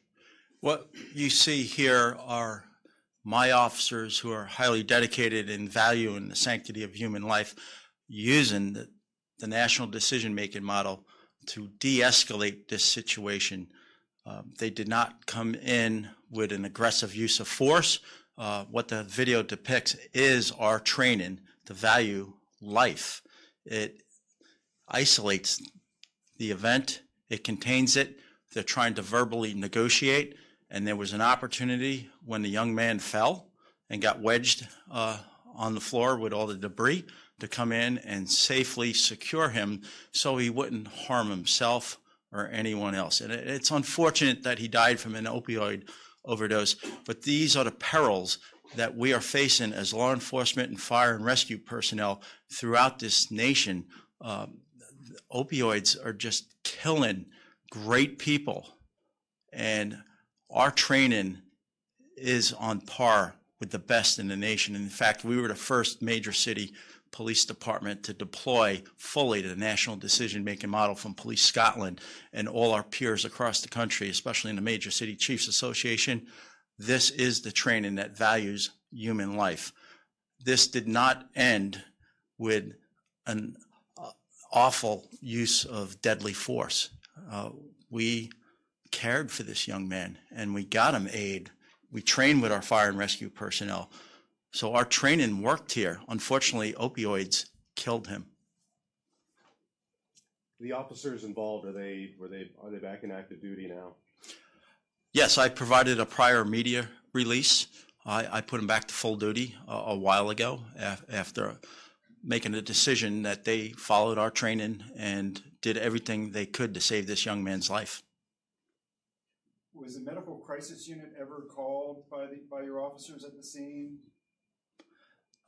In keeping with our training with the Fire and Rescue Department, as you could understand from what Emily told us in the beginning, when a 911 call was received as an overdose, the priority of life was fire and rescue personnel to respond to the scene, and then our police officers responded. And 3 of the 6 officers who were on the scene were crisis intervention team trained certified, and this video depicts those skills in use to verbally negotiate with him and to tactically reposition themselves as to not get into a tight perimeter where, unfortunately, the officers put in this position of harm from the young man.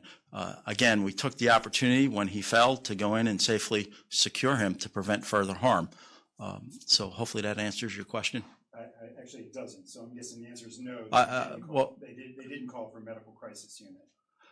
My officers are trained in crisis intervention team training. But the county also has Yeah, units that are specifically trained to be that wasn't available at the time, but they weren't available at that time. That's my understanding. So but my officers are CIT trained, and there's no evidence that we made a physical call. This rapidly unfolded, and they had the situation under control at that point in time. The body cameras, are your officers now equipped with these body cams? I know it was an outside officer who happened to have one. Is that leading to you looking into more cameras for your officers, or are they going to be equipped? This was part of a 180-day pilot project at 3 district stations. We ended that pilot project September 1st. We are in an assessment phase with an academic institution to evaluate the effectiveness of body-worn cameras and also the cost impact and the storage. So potentially down the line, but not yet. Your officers are not. In 2019, I will make a presentation to the Fairfax County Board of Supervisors at the Public Safety Committee on the findings of our study of body-worn cameras, so we could all make a collective informed decision as to whether or not we proceed with a body-worn camera program and funding for it. The presence of a camera on this case, does that influence your thought making moving forward? The fact that you do have video of it, and this could be beneficial down the line for your office? Well, the purpose of this media briefing and providing the body-worn camera footage to the community is to hold myself as your chief accountable in the actions of my officers and some of the questions that were raised about training and decision making. This is the value and the sanctity of human life. So yes, it does hold us accountable, and it is a useful tool. It's not the end all. As you can see from the footage, it doesn't provide 360-degree view of everything. We also have in-car video in our patrol cruisers. We have a civilian review panel, we have a police auditor, and we have a robust internal affairs bureau, and we do believe in transparency. Again, that's what this press conference is about, transparency, to hold us accountable. So all those are factors in making sure the Fairfax County Police Department is doing the right thing at all times. Can you tell us, has the family viewed the video, and can you give us just the logistics? Did you watch it with them? Did they watch the unredacted video? What can you tell us about it? In keeping with their request, a proxy has viewed it for them, and I've been in verbal communication with the family. Did the proxy view an unredacted version or the same version that we saw?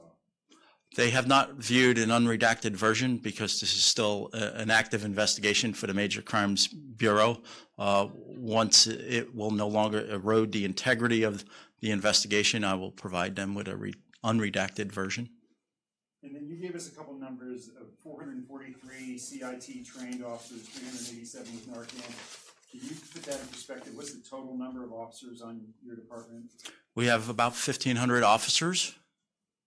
So, and is the goal to get all 1,500 outfitted with Narcan? No, that's not the goal. Our goal is to make sure operationally Narcan is readily available for calls for service, and Colonel Ryan has ensured that an appropriate deployment plan is in patrol and other operational areas of the department. Fire and rescue, as in this case, they get the dispatch call first. They operate from a fixed radius based upon reviving someone's life.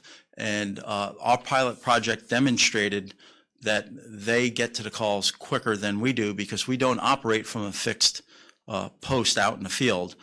So supplemented by fire and rescue and the police department, we feel we have this county well covered with Narcan. And with CIT training, your goal is to get all 1,500 CIT certified? Yes, and trained. There's two different levels. The state certifies, they have a percentage and a certain amount of seats for classes, but what we do at the academy is use the same syllabus and train all the officers. And there's also mental health first aid that we are training to. And with the Community Services Board, our Criminal Justice Academy, and our public safety partners, we are making sure that all first responders are equipped with the ability to de-escalate the crisis. Can I ask just a body camera related question? Yes. Congressman Byer put out a statement about the Dijon Gazer case, saying that he's been told that the FBI has completed their investigation, forwarded to DOJ. Can you comment on that? Have you heard the same thing, that they've completed their investigation? The FBI has informed me they have completed their investigation and turned over the matter to the Department of Justice. That's the only new information I received your thoughts, Congressman Beyer is urging the DOJ to make a decision about what to do. But what would you like to see happen next? I can only talk about the Fairfax County Police Department. As I mentioned to a response to a question earlier, we did a body-worn camera pilot project for 180 days, and we are academically, with the highest levels of academic rigor, assessing that project to make an informed decision. I cannot speak for other agencies and their needs and desires because I'm not the chief of the U.S. Park Police. Thank you.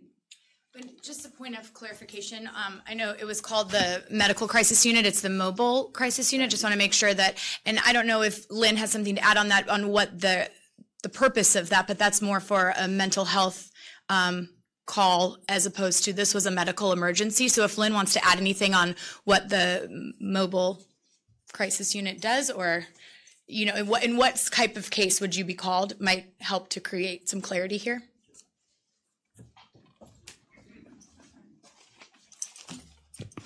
Thank you. I concur with my colleagues' expression of sadness and sorrow for the individual and their family. In terms of the Fairfax Falls Church Community Services Board Mobile Crisis Unit, we are a unit that does respond to crises in the community, sometimes with the police, sometimes with hostage barricade situations, and sometimes with the police. Generally, these are calls regarding an individual who may have thoughts of harming themselves, may be acting erratically, etc.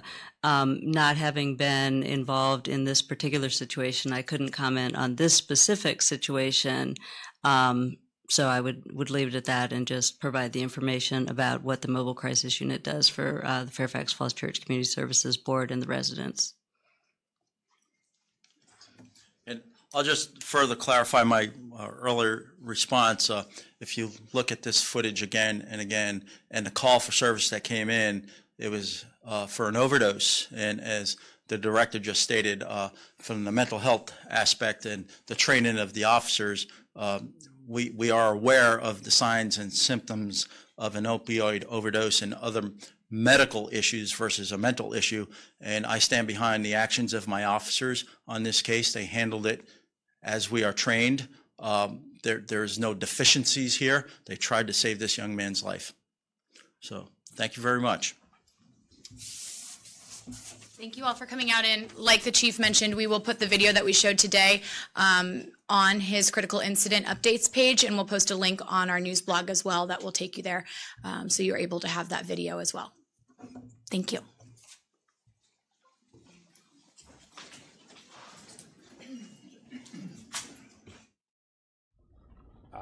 Secretary Madison and myself just had the opportunity to brief all the senators who wanted to hear from us. We talked about U.S. policy in Yemen and U.S. policy with respect to the Kingdom of Saudi Arabia. We also obviously spoke about the heinous murder of Jamal Khashoggi, and we made clear that they're considering debating a resolution on the Senate floor, which we think is just poorly timed. We are on the cusp of allowing the U.S. envoy Martin Griffiths to, in December, gather the parties together and hopefully get a ceasefire in Yemen, something that we have diplomatically been striving for months, and we think we're right on the cusp of that. And so it is the view of the administration, Secretary Madison, myself, that passing a resolution at this point undermines that. It would encourage the Houthis, it would encourage the Iranians, it would undermine the fragile agreement for everyone to go to Sweden and have this discussion. So we hope that they'll consider that, be thoughtful in how they proceed, and we're happy to give them further information if they should so choose. Secretary CIA director, why wasn't the current CIA director here briefing senators as well? I was asked to be here, and here I am. But senators were very frustrated. Normally, in your past role as CIA director, you would be here briefing these senators on an issue this sensitive. Why isn't the CIA director herself here? I was asked to be here, and I'm here. You've seen all the intelligence, presumably. Do you believe that the Crown Prince of Saudi Arabia ordered Jamal Khashoggi's killing? I do believe. I've read every piece of intelligence, unless it's come in the last few hours. I think I've read it all. There is no direct reporting connecting the Crown Prince to the order to murder Jamal Khashoggi. And that's all I can say in an unclassified setting. Mr. Secretary, is he responsible? Yes, ma'am.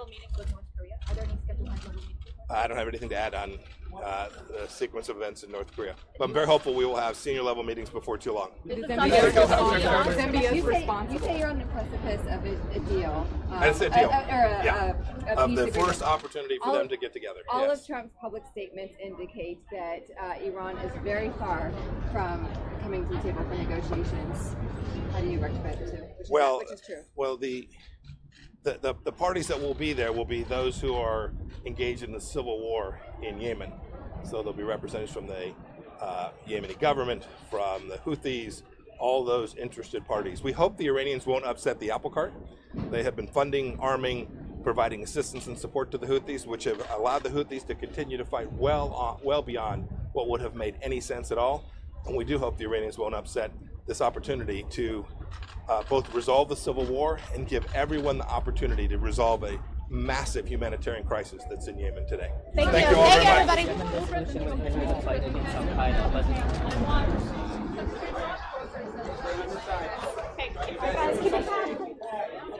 Yep, I'm ready to go. All right, so Secretary of State Mike Pompeo officially saying he was asked to be here, so he was there in that meeting on the latest on Saudi Arabia, and of course some discussion about the Khashoggi case as well. We're still waiting on Secretary of Defense Jim Mattis, not quite sure if we're going to hear from him, but we've seen a variety of lawmakers come out and speak their piece on this briefing. So we're going to keep our eye on this story, and we also have the video kind of coming in perpetually throughout the day, so we're going to keep our eye on this stream as well. If anything does come from this or come out of the Senate floor, we're going to bring that to you live. But I'm going to jump you over now to another headline that was big this morning. In Ohio, they're introducing some new legislation on sexual assault for sexual assault victims. Gloria Allred was leading this discussion, and a few other people spoke as well this morning in Ohio. So take a listen to what they introduced today to help sexual assault victims and introduce this new bill to protect them. To tell the truth about their lives, and they have found the courage to come forward in order to help to change the law to benefit other victims of other predators in the future. Many of these men have sons and daughters, and they want the world to be a better, fairer, safer place for them. And that is why they are supporting a change in the law. They do not want the courthouse doors to be slammed shut in the face of victims. We urge legislators, Republicans and Democrats, to support this bill to help victims, and we look forward to testifying at a hearing to answer the legislators' questions. Current law protects the perpetrators, not the victims, and needs to be changed. There should no longer be a time limit on justice for victims of rape and sexual assault. If this bill is passed in Ohio, statutes of limitations no longer will be the sexual predator's best friend and a victim's worst enemy. Thank you. And now I'd like to introduce an important leader in the victims' rights movement, and that's Mike DeSanto.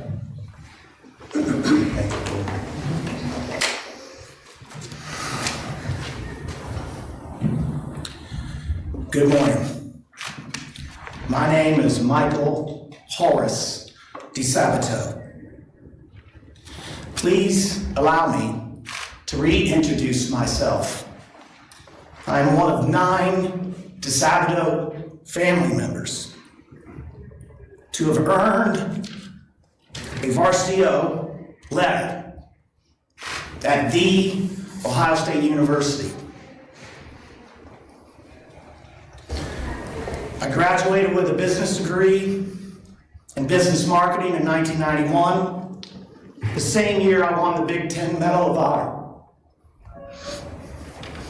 awarded to the top student athlete at each Big Ten institution. I earned my master's degree in public administration from the John Glenn College in 1994. In 2008, my best friend and my wife, who's joined me here today, my wife of 35 years,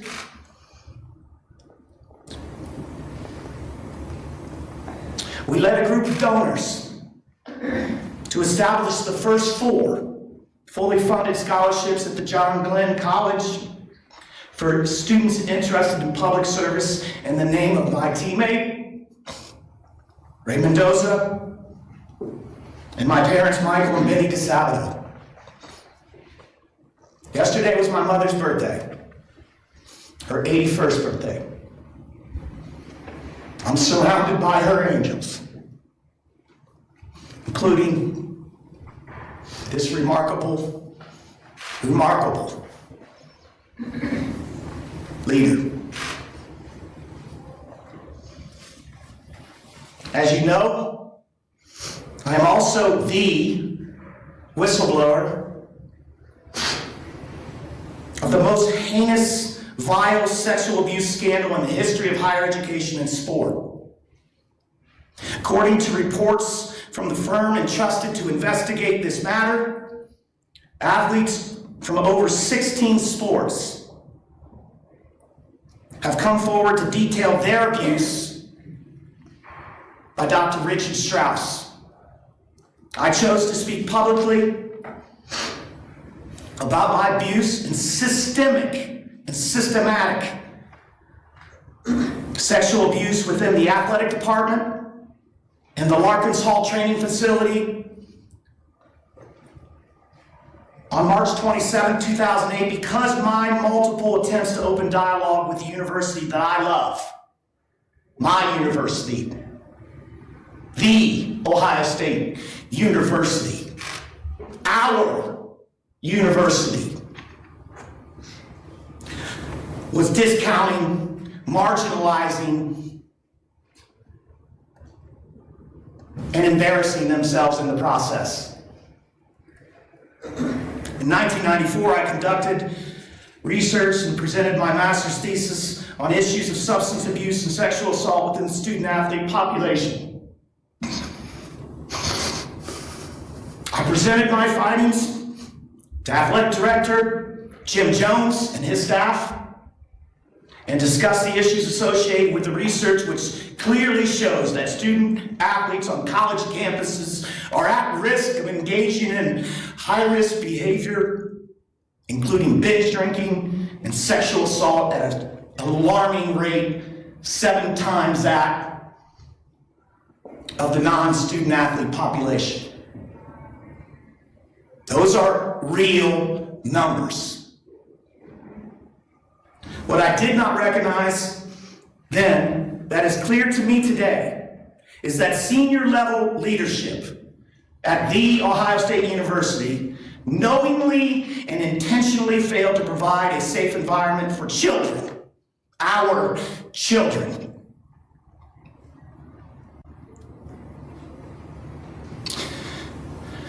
That they were entrusted to educate, protect, and nurture. I was assaulted by Dr. Richard Strauss for the first time as a 14-year-old freshman at Bishop Ready High School on the west side. Strauss was authorized by the Catholic Church, the Ohio High School Athletic Association, and the Ohio State University to conduct body fat tests on my high school wrestling team, which was one of the top wrestling teams in the country. We were told that a prominent Ohio State sports physician was going to work with our team, and I recall feeling a sense of pride.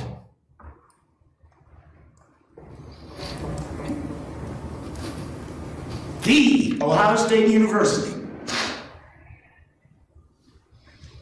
had chosen us. We were special.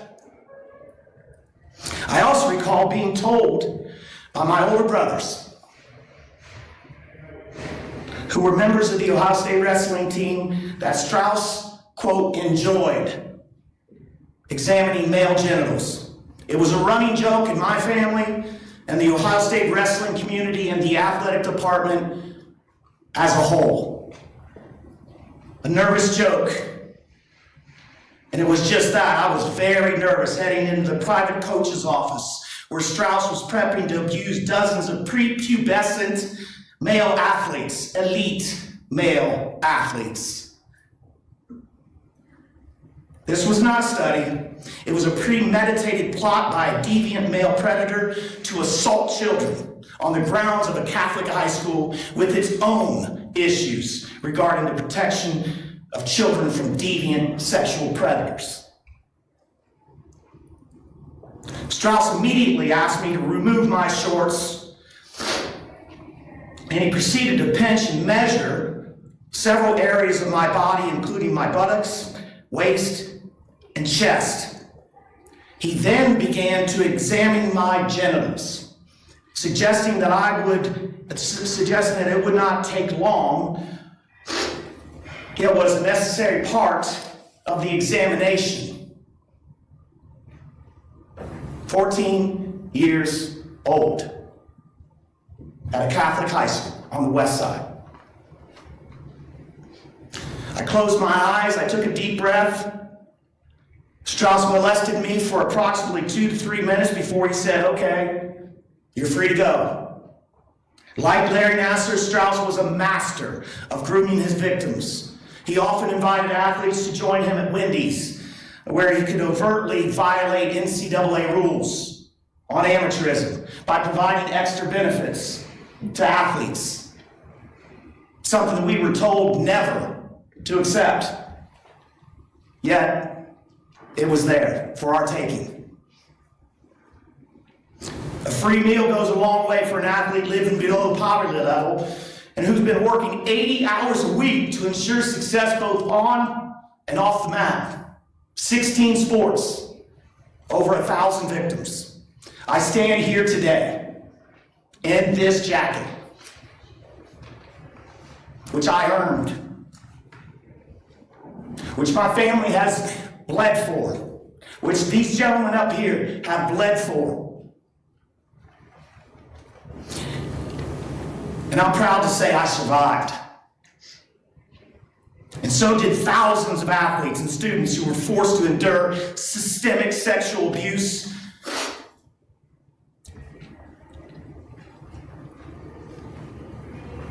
The Ohio State University has silenced thousands of voices, which needs to end today.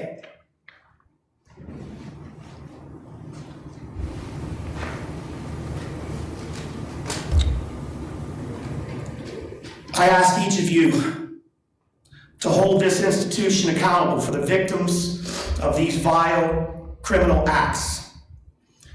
The soul of this university, the Ohio State University, is in our hands. Everyone in this room, everyone in this building, we the people. This is our decision. Coach Hellickson preached to me and us on many, many occasions, and I quote, "Leadership is not a position, it's an action. We need action." Thank you very much.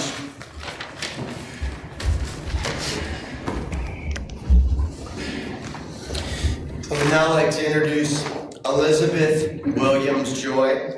Elizabeth is a survivor, an advocate, and the executive director of Survivors to Alivers. Elizabeth.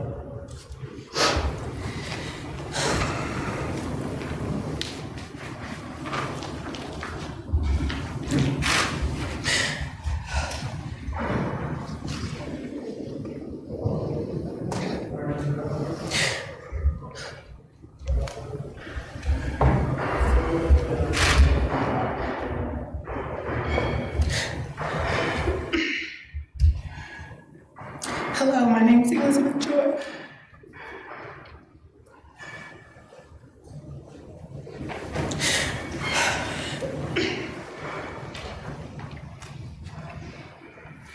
I'm the founder of Survivors to Alivers, author of You Survive Now What? A Roadmap to Reclaiming Life, and have been a licensed social worker for over 15 years.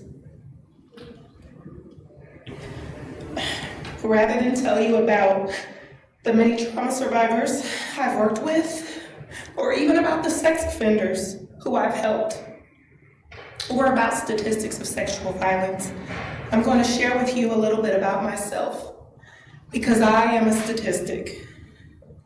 I am a survivor of both rape and sexual abuse. I'll first quickly summarize my rape experience. I was raped at age 16 by my high school teacher.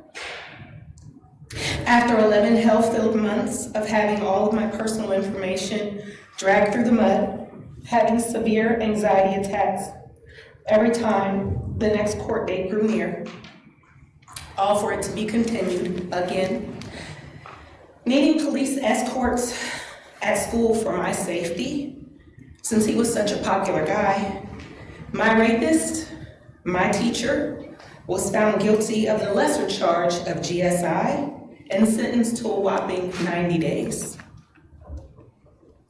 Of course, there's much more to that story, but I'd like to focus today on my experience as a sexual abuse survivor, an experience I've never reported. I was sexually abused from around age 8 to 14, when I finally decided I would make sure I was never alone in the room with him again. He was my brother. 8 years older than me, approximately 16 when it started, and 22 when it ended. Even though my dad was a police officer, I never told, and I never showed any signs that anything was happening to me. When I was 16 and was preparing for the rape trial, my dad told me I should tell him everything I ever did or was involved in, because the defense attorney would find out and would use it against me on the stand. So I told him. I told my dad what my brother did to me. There was a lot of silence, followed by the question, why didn't you tell? Of course, that's what everyone wants to know, right? I explained that he was my big brother and that I loved him and I didn't want him to get in trouble. Nothing else was said after that, ever. Until 2008, when I was having some personal challenges and began to understand that many of the issues I was facing were linked to surviving sexual abuse. I got to a point where I couldn't hold it in anymore, so I told my family and confronted my brother, who had since become a police officer as well. Well, it didn't go like I hoped. The moment I gained my voice was the moment I lost my family. I would summarize the following years as uncomfortable and awkward, me begging for someone to listen and acknowledge me. The tension built year by year until 2014, when an altercation between my brother and I ensued, and the next thing I knew, I was on my back with him on top of me again, and my father choking me. I ended up in jail, facing domestic violence and assault charges with a stalking protection order against me. Eventually, charges were dropped, and at that point, it was abundantly clear that my family had no interest in hearing my voice. A family that protects and serves this city, but doesn't protect and serve its daughter or its sister.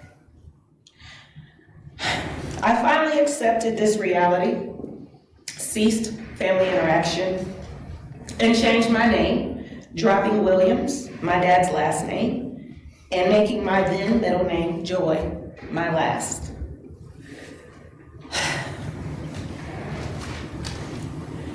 I've worked hard to address my trauma and heal my wounds, but the one opportunity I do not have available, should I decide that I'm ready, is the chance to have my voice heard in the courtroom, because someone likely not a sexual violence survivor, decided to limit the amount of time I have to find the courage to speak. It took me 20 years to tell for the first time, and you know how that went. I was raped on September 23rd, 1996, and this year was the very first year, 22 years later, that I was able to engage in intimacy by choice on that date. It takes a long time to heal, and it can take a long time to find the courage to pursue legal recourse, especially when justice for sexual violence survivors, as it often does, looks like acquittal, short sentences, and a tarnished reputation. Amen. Amen. A decision to continue putting a clock on our courage and strength is just another act of suppression toward survivors. Amen. I am grateful that Senator Shivani and the others have partnered to address this very important issue, especially during a time that I never thought I'd see, where survivors all over the world are finding the courage for the very first time to speak up for themselves. I'd also like to acknowledge Ms. Tarana Burke, founder of the Me Too movement, and all the powerful survivors who've been sharing our story and our voices for many tireless years, mostly falling on deaf ears nonetheless. There's little more powerful you can do for us than to simply listen and acknowledge us. Because that's really all I wanted from my family. And that's all I'm asking from you. This bill is a huge step in doing just that, and I hope we can see it all the way through.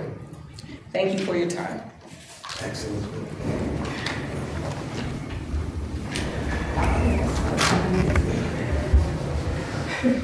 Great job. Thank you.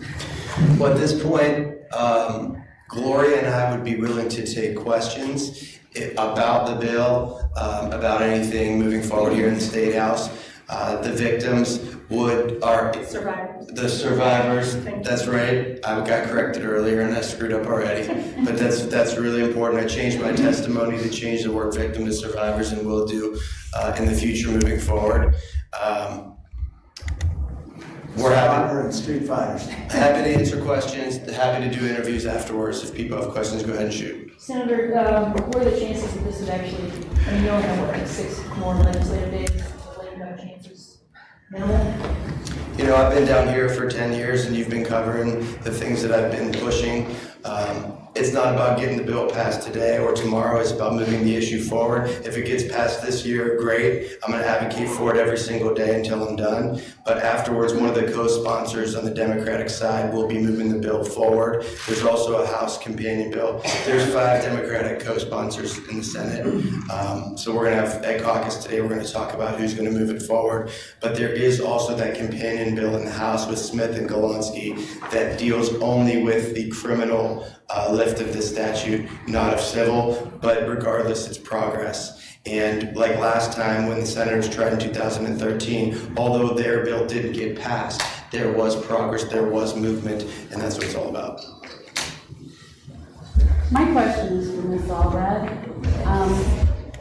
I was wondering, how does Ohio compare with other states? You covered this issue, you've had a lot of experience with this issue in the nation. How does Ohio compare with other states when it comes to it? And what specifically sticks out at you, if anything, with Ohio's condition here? I'm sorry, the last part of your question. What specifically sticks out, if anything, with Ohio's condition as to how we're handling this issue? Well, I think that the senator's bill is important, as I say, because I do think that the statute of limitations should be eliminated both in the criminal and the civil justice system, because it does not compel, for example, in the criminal justice system, a prosecutor to prosecute a sexual predator. It just opens the door for him or her to have the opportunity to hear the voices of those who allege that they are victims and assess whether or not that case, potential case, is sufficient to prove guilt beyond a reasonable doubt and therefore should be prosecuted. So rather than, as I say, shutting the door in the face of victims and saying it's too late, ignoring the reality of what they have suffered and benefiting the predator over the victim who can say, great, I'm free, I can't be prosecuted for my crimes, it does provide access to justice. This is now a trend to extend or eliminate the statute of limitations, that arbitrary time period set by law, in many states. In Colorado and Nevada, we're able to lengthen the statute of limitations. But again, in California, we were able to eliminate it for criminal cases. Turning now to civil cases, I think this is really very important and often doesn't get covered or is ignored. Civil cases have a different burden of proof. They have a lower burden of proof. It is not a question of that high burden of proving guilt beyond a reasonable doubt. It's a much lower burden. Less evidence is required to prove a civil case. They need only be proven by a preponderance of the evidence, or in many cases, if a person is seeking punitive damages to punish, then a preponderance of evidence, which is more than, clear and convincing evidence, which is more than a preponderance and less than beyond a reasonable doubt. But the point is this: many prosecutors will not prosecute rape or sexual assault cases because they don't feel they can prevail.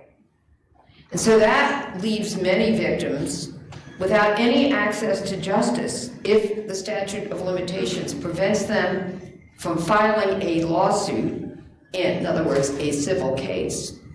And this is why it's important for them to have that option, even if a prosecutor refuses to prosecute.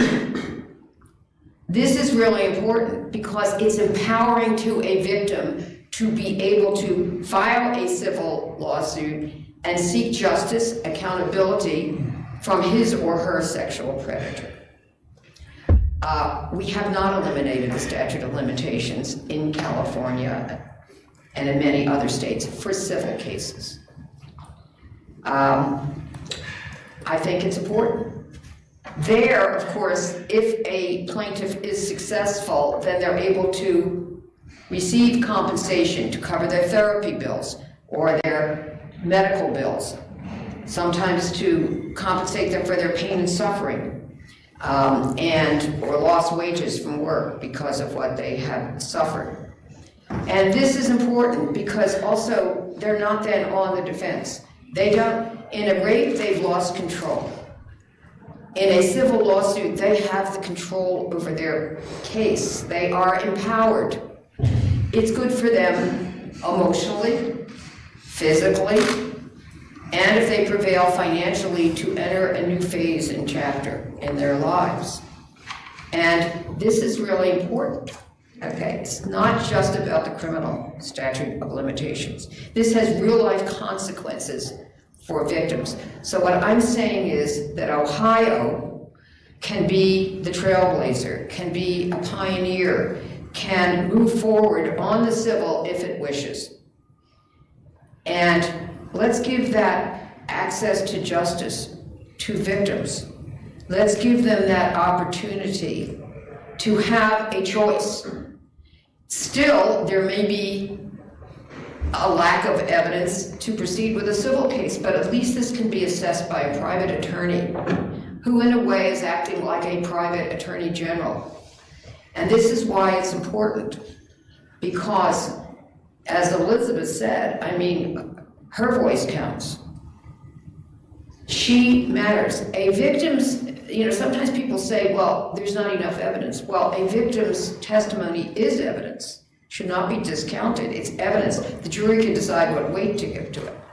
So that's it. That's why I've come to Ohio, because I've had so many men contact me. And, by the way, often we only think of victims of sexual abuse as being women, and women are important. And as you know, I represented 33 accusers of Bill Cosby, and that's why we began to work to change the statute of limitations in all those states that I mentioned, and also in Washington, D.C.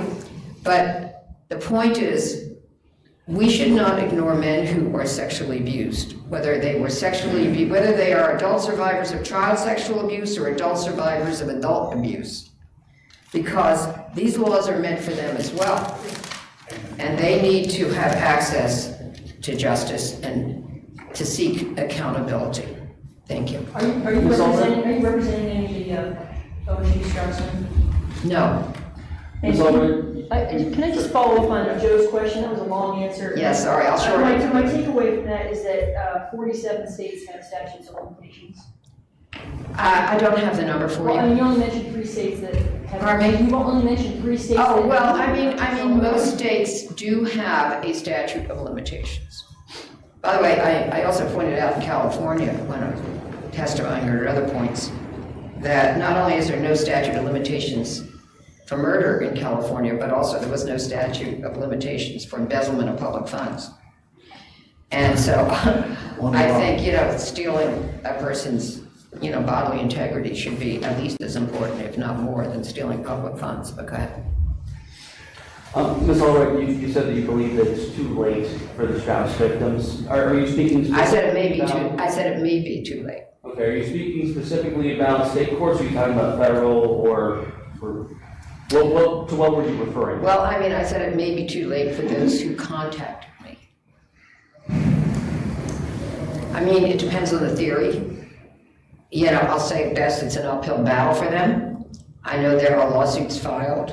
I wish them success. But clearly there needs to be a change in state law.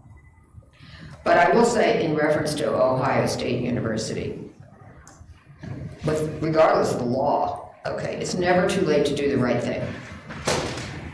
What is the right thing? What do you think Ohio State needs to do to make this right? Well, I mean, I think that, doing justice for victims is always the right thing to do. I've been involved in many cases, over the 4 decades I've been practicing law as a victims' rights attorney. And we have been able to achieve settlements in many cases from institutions, companies, individual wrongdoers, even where the statute of limitations would have prevented them from filing a lawsuit. Because, as I say, it's never too late to do the right thing. If somebody wants to, they're not prevented by law from doing the right thing. I mean, they can decide they're going to raise that defense and litigate it, but they don't have to do that. A defendant does not have to do that. So my question is, what is the right thing for Ohio State to do? Should they be writing checks? I think they should, number one, make sure they hear the voices of all those who allege that they are victims. 2, do the full and fair and thorough and prompt investigation, and I know they are doing an investigation, and issue their report, be transparent in what their findings are and the reasons for their whatever conclusions they have. And then I think they need to compensate those who can prove that they have been victims while they were at Ohio State. That's what I think would be full and fair. And we have time for one more question, because I think the next press conference has started. In terms of retroactivity, how does this affect something being brought forward previously, perhaps on some theory? This was suppressed. I didn't know this came out in therapy, or whatever the legal theory would be. If somebody tried to file either a criminal or civil case in the past, now if this would go forward. Now they're coming back under the aegis of this. How would this affect some kind of previous formal claim? And would they be able to file that claim again? If this bill passed, it would not go retroactive past the 25 years. If somebody, let's say if the incident occurred 10 years ago, there would be no statute, obviously, that would run in 15 from today. Everybody within that window would still be able to move forward with their cases, whether it's civil or criminal, but it would be impossible based on the constitutionality after talking to the Legislative Service Commission to go back and make it retroactive and eliminate the statute of limitations past the 25. So it would be moving forward, if that makes sense. The only other thing that I have heard in the State House, and I'm sure that many of you probably have, is there is conversations going on in the halls about doing some sort of amendment to open up the window only for Ohio State victims like they did in Michigan State. I don't know if that's going to happen. That's not what this bill is. This is about victims not just at Ohio State, but all across the state. And so, about survivors. Amen. Again, I will get there today. But it's about survivors and it's about moving forward. And I'm glad that you corrected me on that. So if there's people that want to do interviews, the survivors would be happy to do so. I'm glad that you're covering here today and be happy to answer any questions afterwards in the hallway. Can I just add one thing? Sure. In support of what the senator just said. In California, many years ago, we opened up a one-year window for those, and that was limited to those who were survivors of sexual abuse, for example, by priests in the Catholic Church. And so, for example, I had a case back in 1983, and we litigated it, and the court said it was too late, even though we didn't agree. Anyway, we were able to, be in support of a bill to open up the one-year window. And as a result, we refiled the case and litigated it, and were ultimately able to settle it for the benefit of our client, Rita Maya, who was sexually abused by 7 Catholic priests and had a baby by one of them. So anyway, that can be done, and it could be limited, and I think it is constitutional to do that. That bill, which became law, was upheld. In reference to the senator's remarks about retroactivity, otherwise, I agree with him. There are constitutional reasons why it cannot be retroactive. However, if a person is within the statute of limitations, generally courts will allow it to be extended into the future. But if it's too late, they can't suddenly get that new right, unless there's a one-year window. Thank you. Thank you, everybody.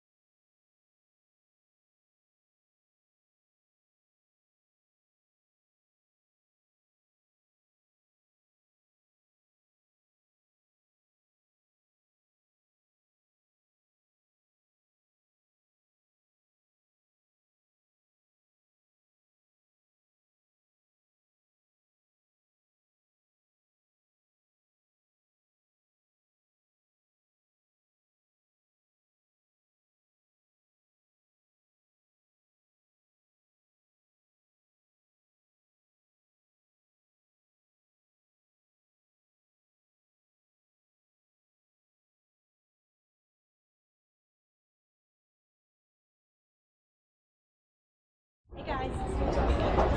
Hey, just. Yeah. Oh. Is it okay if he goes ahead? You guys ready? Yes. Great. Yeah, I'm just going to jump in. It was important that we heard from Secretary Pompeo and Secretary Mattis. It was unacceptable that they would not allow Gina Haspel to come.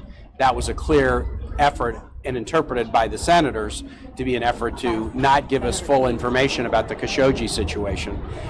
There's sort of two credibility problems. One is a credibility problem of an administration that has been pretending like we're not involved in this humanitarian disaster of a war in Yemen, suggesting that we're just offering technical assistance to somehow make it better.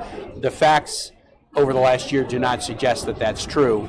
And it's very important, I believe, that we support this resolution and make clear finally that we will no longer be involved in this humanitarian disaster. And there's a second credibility problem as well. This is not a credibility problem of the two secretaries who are public servants and trying to do their job. It's a credibility problem of the White House and the President. He has basically sent a message of impunity to Saudi Arabia and to other authoritarian nations when he demeans the press as the enemy of the people. He creates conditions where authoritarians feel like they can go after journalists with impunity. When he suggests, hey, if you have an arms deal with us, we're going to turn a blind eye to human rights, he sends a very loud message. There's sort of a question of the signal and the noise. In a way, the earnest and reasonable positions of our cabinet members are the noise, but the signal that's being sent is a signal from the White House, from the president to authoritarians, that they can do whatever they want with impunity. And it's so important for Congress to support this resolution, because we have to send a signal that what the president is saying is not the policy of the country. And that's why I'm going to support it this afternoon. I'll keep my voice down a bit for now because Senator Pompeo has Virginia's answering questions. Did you get the same sense from Secretary They kind of went back and forth about whether they had a smoking gun or not, and then members challenged him. He's like, look, this clearly happened. The CIA assessment is very strong. Knowing what we know about Saudi Arabia, it's inconceivable that it could have happened in a Saudi embassy without knowledge by MBS. And so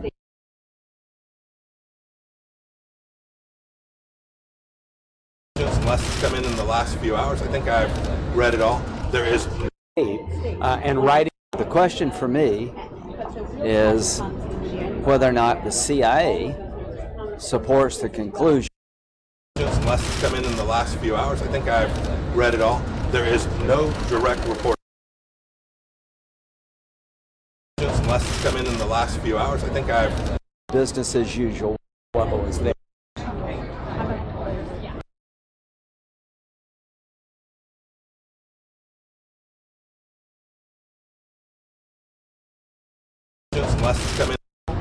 Especially one who's a U.S. citizen, and there's no consequence. There have to be sharp and dramatic consequences. You're confident Congress will send that message? I think we'll send that message today on all the other items, sanctions, etc. This is going to take a while. I don't think it's going to be a one-time thing. There is a real reassessment of the U.S.-Saudi relationship as a result of this, and that will play out over some time. Thank you. Okay, about the briefing. I'm glad we had it. I admire both secretaries, but it was inadequate because the CIA was not there. So the question for me is whether or not the CIA supports the conclusion with a high degree of confidence that the Crown Prince was complicit in the murder of Mr. Khashoggi. I get Yemen. I understand the strategic relationship between us and Saudi Arabia, but I'm not going to blow past this. So if that briefing is not given soon, it's going to be hard for me to vote for any spending bill. The reports were that the CIA director was prevented from coming here today. Well, then they're going to have a hard time getting me to vote for us to move forward. I'm not, quite frankly. I am not going to be denied the ability to be briefed by the CIA that we have oversight of about whether or not their assessment supports my belief that this could not have happened without MBS knowing. And if the briefing reinforces the conclusion that I already have tentatively formed, then there will be no more business as usual with Saudi Arabia. You're talking about the spending bill being what you would. I'm talking about any key vote. Anything that you need me for to get out of town, I ain't doing it until we hear from the CIA. Have you made that clear to the president? I just did. Is there Secretary Pompeo said not He said that? I couldn't hear anything. Any key vote that they need him on, they did not have. That's what he said. Wait, what? Operation setting in for the thousands of Central American migrants who made the journey hoping to enter the U.S. It's real sad crossing to the other side. For them to treat us in that manner, it's not logical. A clash with Border Patrol agents during a Sunday demonstration now complicating the situation. While it only involved a few hundred of the more than 5,000 migrants, some say it makes them all look bad. and they've had enough. I'm happy because I know I'm going to be reunited with my family and my country. Well, what was once a baseball field is now the main shelter for the migrants from Central America. And as you take a look over here, you can see how thousands are living right now in makeshift tents, in blankets, anything to keep them warm through the night. It is pretty rough conditions over here. It smells of raw sewage. And there are a lot of families here, women, men, children, thousands of people living in conditions like this for up to 2 weeks now. And this is where they're going to be waiting until they figure out their next move, whether it is to stay here in Tijuana, go back home, or stick it out and try to seek asylum and enter the U.S. These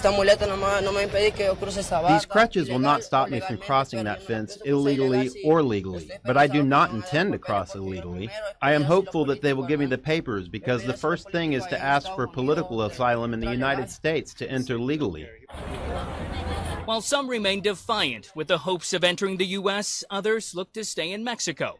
Locals in Tijuana don't like that idea either. Deport them back to where they are, let them over here. They need to get them out of Tijuana because it's just crazy for us. The Border Patrol Union now calling on members of Congress to act, pushing them to fund a wall before chaos erupts once again. What's happening is they're gaming the system. They're thumbing the nose at they're thumbing their nose at the American public, the American government. In Tijuana, Mexico, Jeff Paul, Fox News. In Tijuana. I'm not just the chairman of the Democratic Party. I live just a few blocks from here. The powerful chairman of California's Democratic Party, Eric Bauman, stepped aside Monday after allegations of sexual harassment. I take seriously any allegation brought forward by anyone who believes they have been caused pain, Bauman said in a statement. A prompt, thorough, and independent investigation of the allegations has been undertaken. We have to re-engage by putting up a blockade, by taking back the House of Representatives and fighting like hell to take back the Senate. A former aide to Governor Gray Davis, Bauman is known as a political kingmaker, blunt and combative. But these allegations come from the party's vice chairman, who claims to have spoken to victims and a potential witness. I believe the victims, Duraka Larimer Hall said in a letter to the party. Their stories illustrate a clear and escalating pattern of Chairman Bauman's horrific and dehumanizing behavior, and lead me to conclude that Mr. Bauman must no longer serve as our party chair. Bauman gained national attention in August when he called on California to boycott In-N-Out Burger because its owners donated to the state Republican Party. This is a nice California institution. There's no reason to boycott them, I don't think. Consumers ignored the boycott, but voters apparently bought his political message. Democrats regained a supermajority in the state house and are poised to win 46 of the state's 53 congressional seats. Sexual harassment allegations are not new to Sacramento.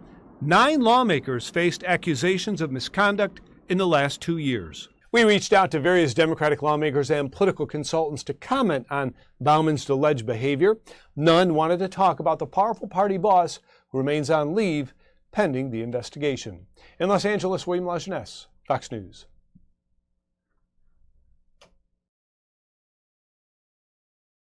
Facebook goes back in the hot seat, answering questions from lawmakers about privacy, misinformation, and Russia. But this time, it was overseas. 9 countries coming together in Britain's parliament, spending hours questioning Facebook's Vice President of Policy Solutions, Richard Allen, and repeatedly referencing the absence of CEO Mark Zuckerberg, who declined to attend. We were still rather hoping your boss might make a surprise appearance, but nevertheless, we're grateful to have you with us. Tuesday's hearing came after authorities seized thousands of internal documents. They supposedly proved Zuckerberg knew about data mining and violations of user privacy. Lawmaker Damian Collins, chairman of the UK Parliamentary Inquiry into Fake News, brought up one such document, an email from late 2014 written by a Facebook engineer warning of a data collection effort based in Russia. Facebook responding. Any information that you have seen that's contained within that cache of emails is at best partial and at worst potentially misleading. Allen did acknowledge the controversy surrounding Cambridge Analytica, the firm that worked on then-candidate Donald Trump's 2016 campaign, which obtained personal data from tens of millions of Facebook users. I'm not going to disagree with you that we've damaged public trust through some of the actions we've taken. The documents seized could soon be released to the public, something Facebook is trying to prevent. Anna Eliopoulos, Fox News.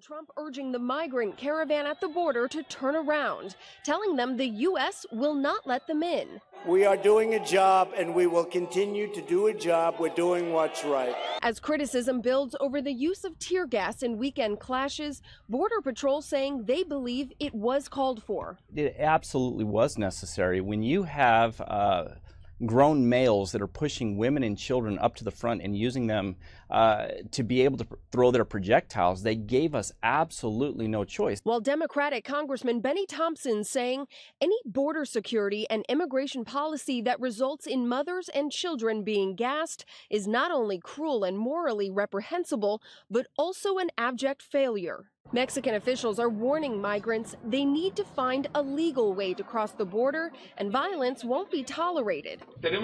We have to take care at all costs that the border crossings are not closed again.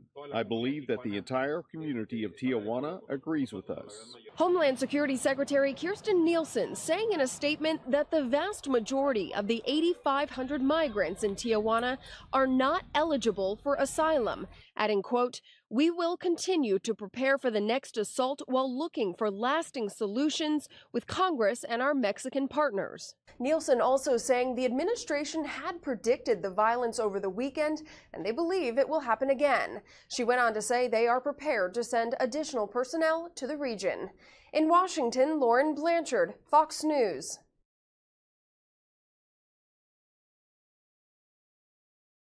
With a decision in Mississippi's divisive Senate runoff, the 2018 midterms have come to a close. I am so grateful.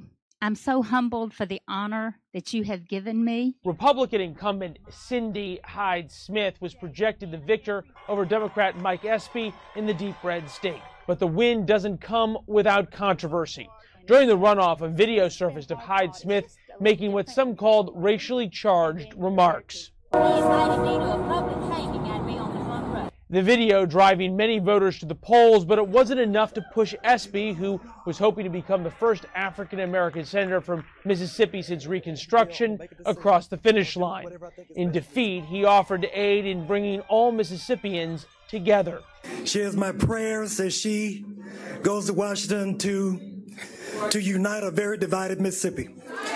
And she has my prayers and my willingness to help her to do that. After her win, Hyde-Smith vowed to fight for everyone in her state. No matter who you voted for today, I'm going to always represent every Mississippian. President Trump rallied for the Republican candidate and also praised her victory over Twitter.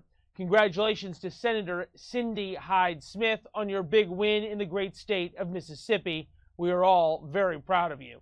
The 59-year-old is the first woman elected to Congress from Mississippi. With her win, Republicans now hold 53 of the Senate's 100 seats. In Washington, Leland Vittert, Fox News.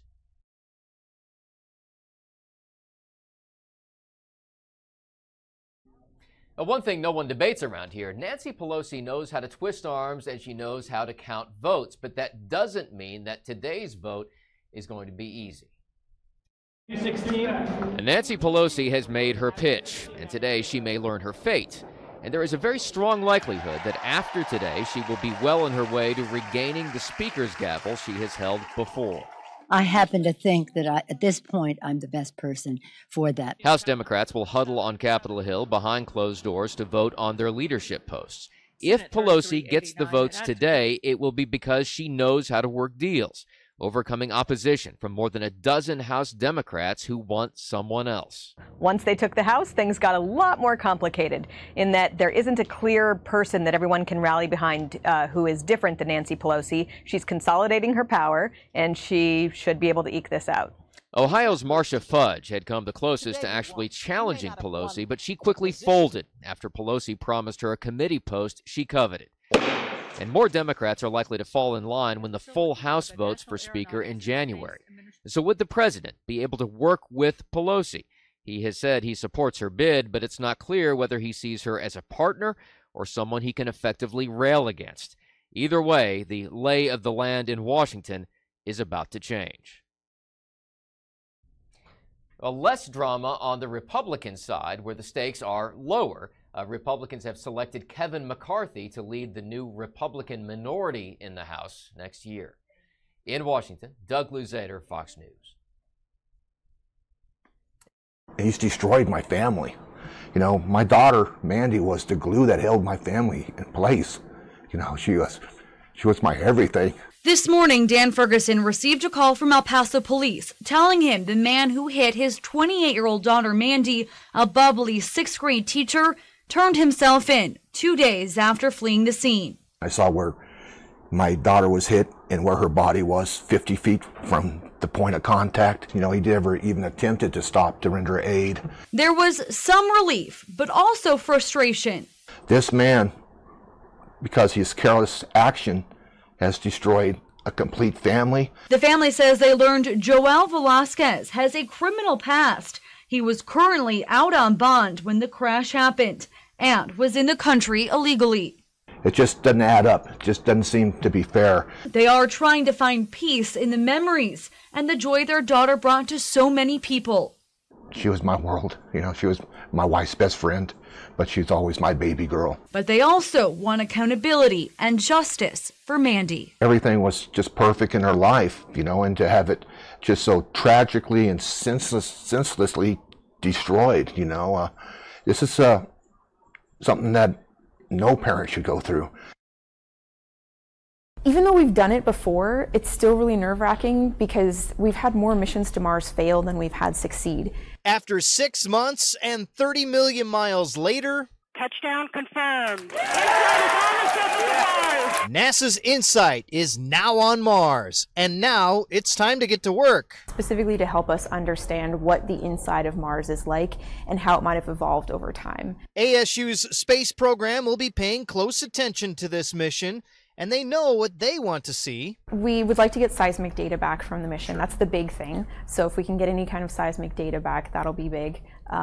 Getting the heat probe to drill into the surface. So we have a drill called a mole that's supposed to penetrate 5 meters down into the subsurface, which is the deepest we've ever tried to drill on another planet. Unlike other missions, the pictures might not be so pretty, but it doesn't lessen the importance. It's going to teach us about a part of Mars that we've never been able to investigate before. And studying the interior, so not something where we're going to get back really snazzy pictures or anything like that, might seem uninteresting, but it's really important for the context of planet formation and the evolution of Mars, and that teaches us about the evolution of Earth as well. As the business of space exploration evolves, folks in Tempe get another morale boost for science. It's a reminder that we can still do these things and there's still new stuff happening all the time. And so it's good to have that, keep up everybody's excitement about it. Chinese researcher He Jiankui is championing a medical breakthrough. He claims he created the world's first genetically engineered babies by altering the DNA of human embryos of 2 Chinese girls. He says the twins were born healthy. The world has moved on to the stage for embryo gene editing. There will be someone somewhere who's doing this. If it's not me, it's someone else. He made the announcement on YouTube, saying he used a controversial gene editing technique, not to cure disease, but to protect the babies from future HIV infection. 7 couples took part in the fertility treatments. All the potential fathers have HIV. The mothers did not. I said, uh-oh, somebody's gone and done it. Dr. Leilani Miller is a biology professor at Santa Clara University and specializes in genetics and biotech ethics. She teaches the technique CRISPR-Cas9 to her research students using models of organisms. If the claims of the Chinese scientists are true, it would be the first time the technology has been used to alter the genes in unborn humans. It's too soon to be doing this where we don't really have control of the technology. And this guy, I don't know why he's doing it. Maybe just because he wants to be the first, and that's the wrong reason to do anything. She, like many other scientists, are concerned with unforeseen consequences, including potential mutations in the human genome. She also has ethics concerns on affecting future generations and equity issues with designer babies. I think we need to go a lot slower with humans. There needs to be some sort of regulatory framework so that it can be done safely. People we spoke with agree, while it may be an exciting technology, it may be too soon. Excited that it can help, concerned that it may cause more problems. It is a concern, you know. I think it's a matter of rules and regulations, and I think it's a time for regulators to step up.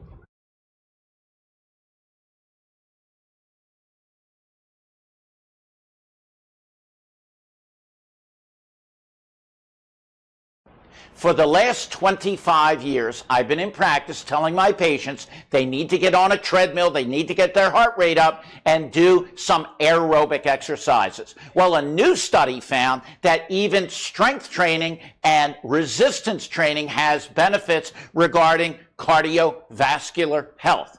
If you do this type of exercise as well as your aerobic exercise, you will find that you will have a reduced risk of stroke, heart attack, and live life large. You'll be healthier for it.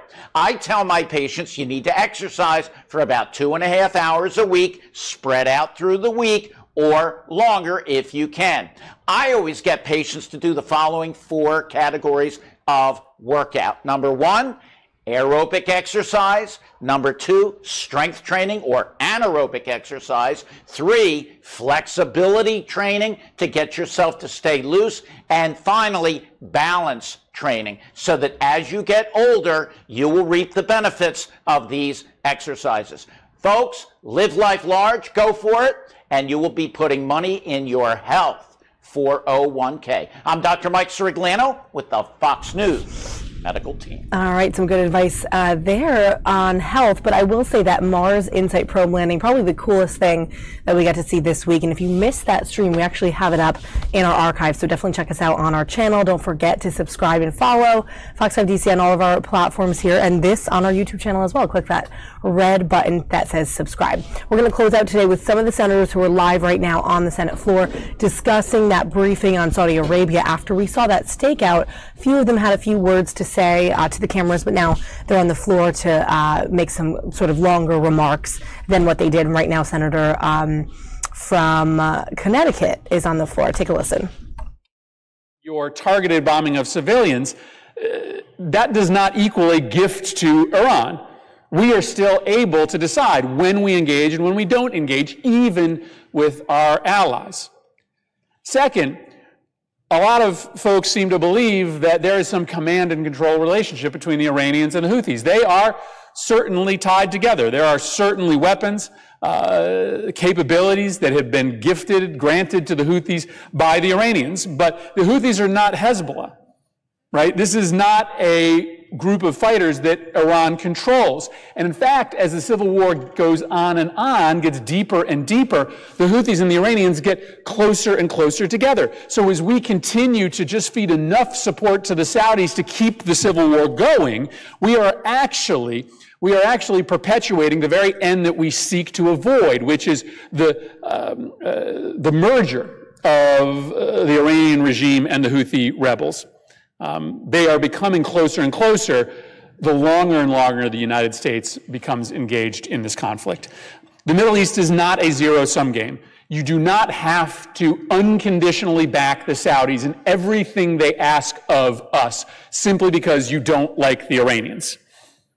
That's not how the Middle East works. You can pick and choose the places in which you back up your ally at no cost to your campaign to try to delegitimize and reduce the influence of Iran. Second, the claim is that this resolution, if it were to pass, would hurt negotiations that are scheduled for next month. False. Exactly the opposite, for 2 reasons. One, the Saudis need to understand that our support is not unconditional, that they actually have to bend at the negotiating table. Right now, they don't believe they have to do that. In fact, they have been, more often than not, over the course of this civil war, the reluctant party in these negotiations, because they believe that if negotiations fall apart and they return to a state of military hostilities, the United States will give them whatever they need. It's really important right now for the Saudis, as they head into that negotiation, to understand that if these negotiations don't succeed, that there are consequences. Second, the idea that the Houthis are ready to give up the fight, that they are tired, is also false. There's no evidence of that. The Houthis don't believe that the negotiation is real, and so they are prepared to just fight it out. If the Houthis believe that the United States is an honest broker here, that there is some point at which we are unwilling to follow the Saudis into battle as they continue to deliberately attack civilians inside Yemen, then the Houthis are actually more willing more willing to sit and talk at the negotiating table, showing that there is some conditionality to our support for the Saudis, that there is some line on war crimes that they cross that is too far, actually is helpful in getting both of these parties closer together at the negotiating table. Third, the claim is made that if this resolution were to pass, it would hurt our work against al-Qaeda and ISIS. Absolutely false. Inside this resolution is an exclusion. What we say is if there is an existing authorization for war inside Yemen, that this resolution does not erase it. There is an existing authorization for any campaign anywhere in the world that the United States launches against al-Qaeda.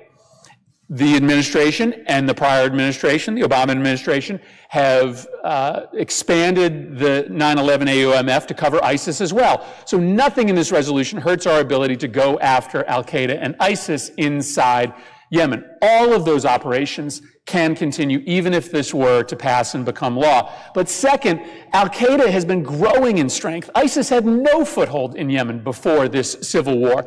They are stronger today than they were 3 years ago because once again, like we did in Iraq for 10 years, like we are doing in Syria, we are giving just enough help to the Saudis to keep the civil war going without actually ever being willing to give enough force so as to be dispositive on the ground. All we are doing is lengthening the civil war, right? Nature abhors a vacuum. In the vacuum that is created by that civil war, especially in the vast ungovernable portions of Yemen, al-Qaeda takes advantage. ISIS continues to grow. Every day that we continue to just keep this thing going, our sworn Sunni extremist enemies are getting stronger. Lastly, the argument is made that if the United States is not involved with the Saudis, the humanitarian nightmare would be worse. How could it be worse? How is that a justification? 85,000 children under the age of 5 have died of starvation and disease. 22 million people in the country, 3/4 of the population, cannot live without humanitarian assistance. The world's worst cholera epidemic in the history of the world is happening right now inside that country. Why? Because the Saudis have been deliberately hitting the water treatment facilities. I'm not making this up. I'm not making this up.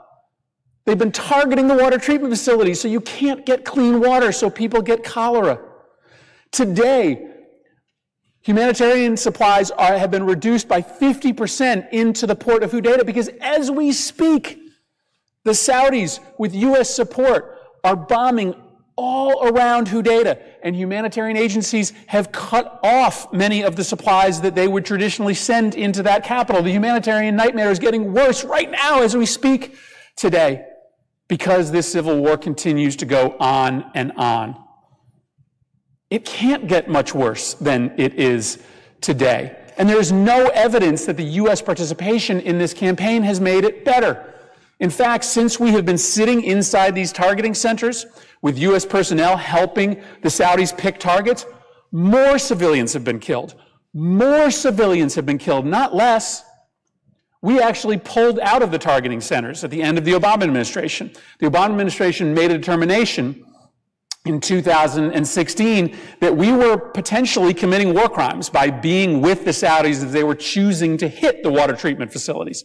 And so they pulled our people out. There's no evidence that during the time that we were not in the targeting centers, the Saudis were hitting more civilian targets. In fact, the evidence tells us that the deeper we get involved in the targeting decisions, the more they hit civilian targets. There's a perfectly reasonable explanation for that. So long as they have the United States inside the tent, they have moral cover for hitting civilian targets. They can use us. They can use us to say, well, the United States were there, right? They were inside the room when these decisions were made. So it can't be that we're doing the kind of damage that you say we are. The evidence suggests the contrary. The evidence doesn't suggest the contrary. The evidence says that the contrary is true. 160% increase in civilians being killed just this year versus last year. So the Middle East isn't a zero-sum game. The passage of this resolution does not empower Iran. We are not obligated to follow the Saudis into every mistake that they make. Second, this resolution will not hurt negotiations. It will absolutely help negotiations by showing that the United States is going to be an honest broker here. The Houthis are bad players.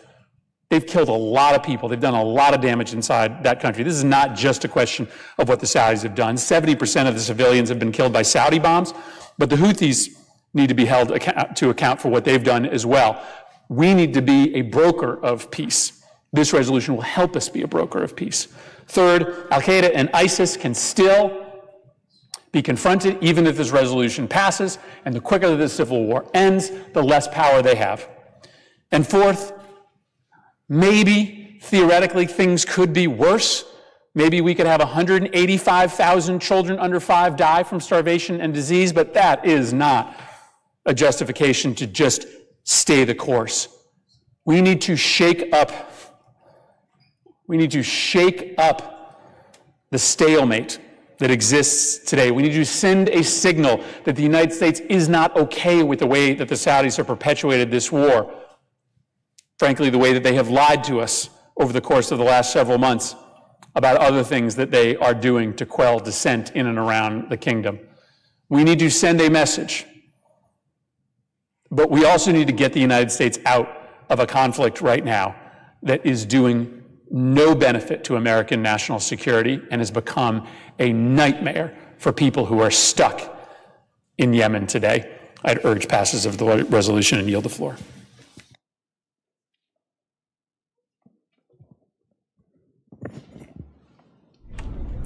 All right, there was Senator Chris Murphy from Connecticut, again responding to that briefing to the Senate about Saudi Arabia today. Of course, Khashoggi and that whole story came up multiple times as well. If you didn't catch some of those interviews, we did have a Senate stakeout on our stream.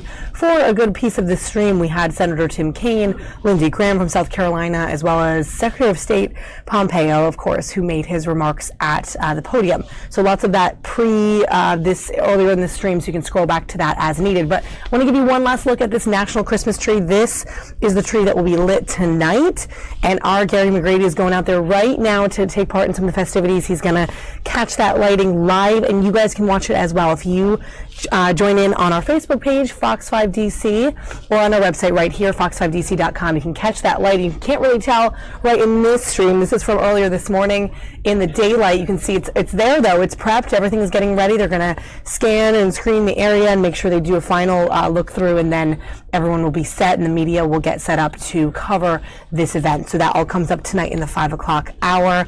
Don't forget to watch. It'll be nightfall by then, around 4:30, and you'll get to see the official National Christmas tree light up right in front of the White House. So that is coming up tonight. We'll leave you with this picture and catch you again tomorrow on the stream, 11 o'clock Eastern Time here on YouTube. President's nominee. That's not advice or advice. Consent.